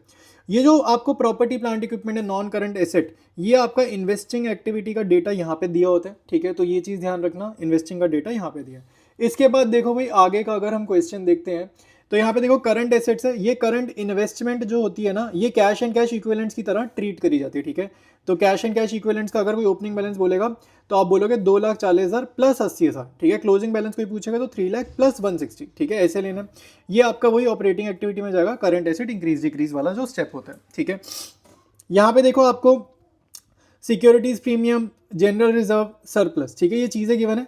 तो इसका जनरल रिजर्व का क्या मीनिंग है कि आपको ना net profit before tax and extra ordinary item निकालना है, ठीक है। जनरल रिजर्व का मतलब ये। तो यहाँ पे देखो ट्रांसफर टू रिजर्व्स की फिगर 60,000 है, डिफरेंस हमारे को गिवन है।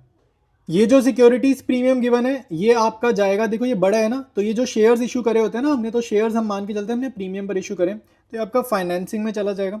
इसके बाद यहाँ पे देखो मशीनरी का डेटा गिवन है, यहाँ से भी कर सकते हैं बहुत कुछ, लेकिन आपको यहाँ से डायरेक्टली नहीं करना है, क्योंकि ना नीचे जस्ट नीचे एडिशनल इन्फॉर्मेशन गिवन है। तो जब भी एडिशनल इन्फॉर्मेशन गिवन होगी तो आपको अकाउंट बनाना है, ठीक है, आपको बनाना है अकाउंट, ठीक है। अगर आप अकाउंट नहीं बनाओगे तो फिर आप यहाँ से डायरेक्ट करोगे, गलती लग जाएगी, तो अकाउंट जरूर बनाना है, ये चीज़ याद रखना, ठीक है। कैश एंड कैश इक्विवेलेंट्स उसने तोड़कर भी लिख कर दिए, इसका कुछ खास यूज़ नहीं है, ठीक है। अब आगे देखते हैं और एडजस्टमेंट्स। ऑलराइट, देखो भाई इन्वेस्टमेंट अकाउंट पहले बनाते हैं। तो एसेट नेचर का अकाउंट है, तो ओपनिंग बैलेंस किधर जाएगा, डेबिट में, ठीक है, और क्लोजिंग बैलेंस किधर जाएगा, क्रेडिट में, ठीक है, ये पता है हमारे को। अब आप देखो भाई, आपको क्वेश्चन में ही ओपनिंग बैलेंस कितना गिवन है, 2 लाख रुपए, क्लोजिंग बैलेंस कितना गिवन है, 2,70,000 रुपीज़, ठीक है। फिर एडजस्टमेंट आपको गिवन है सेकंड पॉइंट में, during the year non current investments, ठीक है। तो वो बेच रहा है, तो बेच रहे हैं तो किधर जाएगा, बाय बैंक, ठीक है। और वो बोल रहे हैं कि कॉस्टिंग 80,000, 80,000 की चीज़ पे हमने कितना कमाया, प्रॉफिट कितने हैं, 16,000। तो तुम खुद सोचो, अगर 80,000 रुपये की चीज़ है, उस पर 16,000 कमाया, तो बेची तो 96,000 में होगी, ठीक है, कस्टमर से तो 96 मिले होंगे, ठीक है। और लॉस होता है तो बाय लॉस लिखते हैं, गेन होता है तो यहाँ पे टू गेन लिखते हैं, ठीक है। तो ये तुम्हारे को पता होना चाहिए, गेन मतलब वही प्रॉफिट, प्रॉफिट कितना है, ये 16,000, तो ये 16,000 मैं यहाँ पे लिख दूंगा। बस इतना आपको करना है और कुछ नहीं करना है। बड़ी साइड का टोटल करेंगे इसके बाद, तो बड़ी साइड मेरी ये वाली आ रही है, तो ये आ रहा है टोटल 3,66,000। बड़ी साइड का टोटल दूसरी साइड करेंगे कॉपी, इसमें से ये दोनों आइटम्स करूंगा सब्ट्रैक्ट, तो मेरे पे जो बैलेंसिंग फिगर आएगी वो होती है टू बैंक, ठीक है। ये हमेशा इन्वेस्टिंग एक्टिविटीज के क्वेश्चंस जब भी करते हो तो यही हमारे पे फिगर्स आती हैं, और दिस माइनस ये दोनों आइटम, तो ये अपने पास आ रही है 1.5 लाख रुपए की फिगर, ठीक है। तो इन्वेस्टिंग एक्टिविटी में ये बाय बैंक टू बैंक चला जाएगा, और ये टू गेन वाली आइटम है ये आपकी ऑपरेटिंग में चली जाएगी, और बैलेंस बीडी और बैलेंस सीडी ये कहीं नहीं जाते कैश फ्लो में। ऑलराइट, अब देखो भाई, हम मशीनरी अकाउंट बनाएंगे और मशीनरी के साथ साथ एक्यूमुलेटेड डेप्रिसिएशन भी बनेगा। तो टू बैलेंस बीडी ये एसेट नेचर है, तो ओपनिंग बैलेंस इधर आएगा, तो ये है 14 लाख, ठीक है। और इसका जो क्लोजिंग बैलेंस है वो इधर आएगा बाय बैलेंस सीडी, ठीक है। तो अपना जो क्लोजिंग बैलेंस है वो कितना है, 21,40,000। फिर पहला ही पॉइंट देखो एडिशनल इन्फॉर्मेशन का, फर्स्ट पॉइंट कि मशीनरी वगैरह हम कुछ बेच रहे हैं, ठीक है। तो जब भी हम कुछ बेचते हैं तो यहाँ हम एंट्री करेंगे बाय बैंक, ठीक है। साथ साथ हम एक एंट्री करेंगे बाय एक्यूमुलेटेड डेप्रिसिएशन कि कितना डेप्रिसिएशन है। अच्छा, अब क्योंकि एक्यूमुलेटेड डेप्रिसिएशन अकाउंट बन रहा है तो बाय डेप्रिसिएशन यहाँ पे कोई नहीं लिखेगा, वो गलत होगा, क्योंकि हमने एक्यूमुलेटेड डेप्रिसिएशन अभी बनाना है, ठीक है। इस क्वेश्चन में प्रॉफिट होगा लॉस होगा अभी देखते हैं। अब देखो आपको क्वेश्चन में बोल रहे हैं मशीनरी कॉस्टिंग 1,40,000, एक्यूमुलेटेड डेप्रिसिएशन उस पर 1,10,000 है। तो 1,40,000 की चीज़ थी, 1,40,000 की चीज़ थी, उसमें से 1,10,000 तो डेप्रिसिएशन काटो, तो कितने की वो चीज़ रहेगी आज की डेट में, 30,000 की। तो 30,000 की चीज़ बेच दी 20,000 में, ठीक है, 30,000 की चीज़ बेच दी 20,000 में। तो मुझे बताओ, महंगी चीज़ सस्ती बेच दी ना, 30,000 की चीज़ 20 में, महंगी चीज़ सस्ती बेच दी, तो नुकसान हो गया। तो यहाँ लिखो बाय लॉस ऑन सेल, कितना लॉस हो गया, 10,000 हो गया, ठीक है। तो ये आपका मशीनरी अकाउंट रेडी है, ठीक है। अब देखो यहाँ पे बैलेंसिंग फिगर्स वगैरह निकाल लेते हैं, तो बड़ी साइड का टोटल यही करना पड़ेगा, ये बड़ी साइड लग रही है, तो ये आ रहा है 22,80,000। बड़ी साइड का टोटल इधर करेंगे कॉपी, ठीक है। बड़ी साइड के टोटल में से ये करेंगे माइनस, तो यहाँ पर लिखेंगे टू बैंक, ठीक है। तो ये इसमें से कितना आएगा, आई थिंक 8,80,000 ही आ जाएगा। तो ये अपने पास आ गई बैलेंसिंग फिगर, ठीक है। अभी काम पूरा नहीं हो, अभी हमें ना एक्यूमुलेटेड डेप्रिसिएशन भी बनाना है, लेकिन पहले ये समझ ले बाय बैंक टू बैंक जाएगा इन्वेस्टिंग में, लॉस ऑन सेल आपका जाएगा, ठीक है। ये जो लॉस ऑन सेल है ये आपका कहाँ जाएगा, ऑपरेटिंग में। एक्यूमुलेटेड डेप्रिसिएशन को डेप्रिसिएशन मत समझना, अभी हम डेप्रिसिएशन निकालेंगे, ठीक है। तो अब मैं देखो नीचे एक्यूमुलेटेड डेप्रिसिएशन बना रहा हूँ, ये लायबिलिटी नेचर का अकाउंट है। तो आपको क्वेश्चन में देखो इसके ओपनिंग बैलेंस गिवन है, ठीक है। तो ओपनिंग बैलेंस इसका क्रेडिट में आएगा, ठीक है। तो ये अपना है 1,90,000 क्वेश्चन में गिवन है, ठीक है। नोट नंबर सेकंड में से मैं पढ़ रहा हूँ, नोट नंबर सेकंड में से, ठीक है। क्लोजिंग बैलेंस इधर है, टू बैलेंस सीडी, ठीक है। तो ये कितना है, 2,40,000। अब जो सोल्ड मशीनरी का डेप्रिसिएशन होता है वो इधर जाता है, ठीक है। वो कहाँ जाता है, इधर जाता है, टू मशीनरी। कितना होगा ये कितना होगा अमाउंट पता है, ये उतना होगा जितना तुमने यहाँ पर भेजा है। जो एक्यूमुलेटेड डेप्रिसिएशन के सामने जो यहाँ पर अमाउंट है ना, वही आपको नीचे भेजना होता है यहाँ पे, ठीक है। तो ये अपना हो जाएगा 1,10,000। इसके बाद यहाँ पर आपको पता होगा कि एडी जब भी बनते हैं, एक्यूमुलेटेड डेप्रिसिएशन जब भी बनता है, तो हमारा को डेप्रिसिएशन इस अकाउंट में चार्ज करनी है। तो यहाँ से आपको मिलेगी ऑपरेटिंग एक्टिविटी में कितनी डेप्रिसिएशन भेजनी है ना, वो यहाँ से फिगर मिल जाएगी, ठीक है। तो ये बड़ी साइड कितनी है भाई, 3,50,000, ठीक है। तो बड़ी साइड का टोटल करा दूसरी साइड, इसमें से माइनस करेंगे 190, तो ये हमारे पास आएगा 1,60,000 रुपये, ठीक है। तो ये अपनी है डेप्रिसिएशन। तो वर्किंग नोट से, अब इस वाले वर्किंग नोट से ये डेप्रिसिएशन ऑपरेटिंग में जाएगी। तो हर बार ये अकाउंट बना के मैं तुम्हें बता रहा हूँ कौन सी चीज़ कहाँ पर जाएगी। अब प्रिपेयर करते हैं अपनी कैश फ्लो। ऑलराइट, सबसे पहले देखो अब हम ऑपरेटिंग एक्टिविटी करेंगे, तो आपको देखो नोट नंबर 1 में देखना है सरप्लस। सरप्लस माइनस करो भाई current year minus previous year, तो 3,40,000 में से माइनस करोगे 2 लाख, तो मेरा स्टार्टिंग पॉइंट होगा 1,40,000, ठीक है। ये नेट प्रॉफिट बिफोर टैक्स नहीं है, वो अभी निकालना है। फिर जनरल रिजर्व देखो, ट्रांसफर टू रिजर्व वाला पॉइंट, 3 लाख माइनस 2,40,000, तो तो यानी कि 60,000 का जो ट्रांसफर है वो इसमें ऐड करेंगे, तो मेरे पास नेट प्रॉफिट बिफोर टैक्स कितना आ जाएगा, 2 लाख रुपए आ जाएगा। ठीक है, डेप्रीसिएशन हमने अभी अभी वर्किंग नोट में निकाली थी। ठीक है, डेप्रीसिएशन हमने अभी अभी वर्किंग नोट में निकाली थी, कितनी थी, 1,60,000 थी। इंटरेस्ट ऑन डिबेंचर मैं निकालूंगा ओपनिंग बैलेंस पे, क्योंकि इसकी आपको एडिशनल इन्फॉर्मेशन में थर्ड पॉइंट में ना बाद की डेट गिवन है, तो मैंने तुम्हें याद करने का तरीका बताया। तो इंटरेस्ट निकाल दो स्टार्टिंग वाले बैलेंस पे, तो 2 लाख पे निकाल देंगे हम लोग 10%। ठीक है, तो ये अपना होगा 20,000, और ये ना बाद में फाइनेंसिंग में भी जाएगा, तो ये होगा अपना 20,000। Loss on sale of fix assets भी हमने वर्किंग नोट में निकाला था। ठीक है, अकाउंट वगैरह में, तो ये 10,000। ठीक है, उसके बाद profit on sale of investment ये 16,000 था। ठीक है, ये तो आपको गिवन था क्वेश्चन में, ये तो गिवन था। तो ये प्रॉफिट है, तो ये माइनस है, तो माइनस है तो ब्रैकेट में मैं लिख रहा हूँ। ठीक है, ये लेस है ना, तो लेस मतलब ब्रैकेट। ठीक है, इसके बाद आप पे आएगा operating profit before working capital changes. तो 2 लाख रुपए में ये 1, 2, 3 और ये चौथी चीज़ करनी है माइनस, ये सारा एडजस्ट करोगे तो आपके पास आएगा 3,74,000 रुपीज़।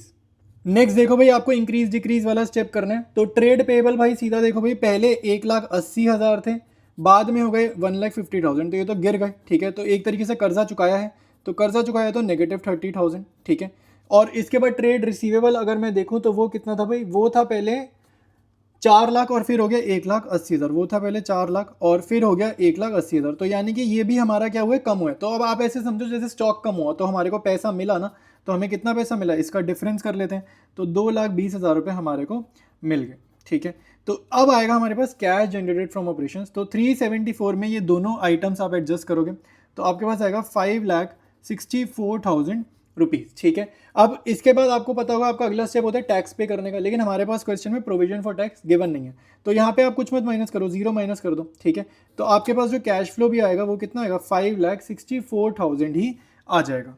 ऑलराइट, अगला देखो इन्वेस्टिंग एक्टिविटी है। ये सारा हम वर्किंग नोट में से वो जो बाय बैंक टू बैंक वाली फिगर्स थी ना वो लिख रहे हैं। तो फिक्स्ड एसेट मतलब मशीनरी। ठीक है, तो सेल ऑफ फिक्स्ड एसेट इसके सामने आपका आएगा 20,000 रुपये। ठीक है, sale of non current investment के सामने जाएगा 96,000 रुपीज़। ठीक है, ये जो अकाउंट बने थे वर्किंग नोट में से वहाँ से बाय बैंक वाली फिगर है, इन्हीं अकाउंटों में टू बैंक वाली जो फिगर है वो आपकी परचेज थी। ठीक है, तो purchase of non current investment कितनी थी हमारी, 1,50,000।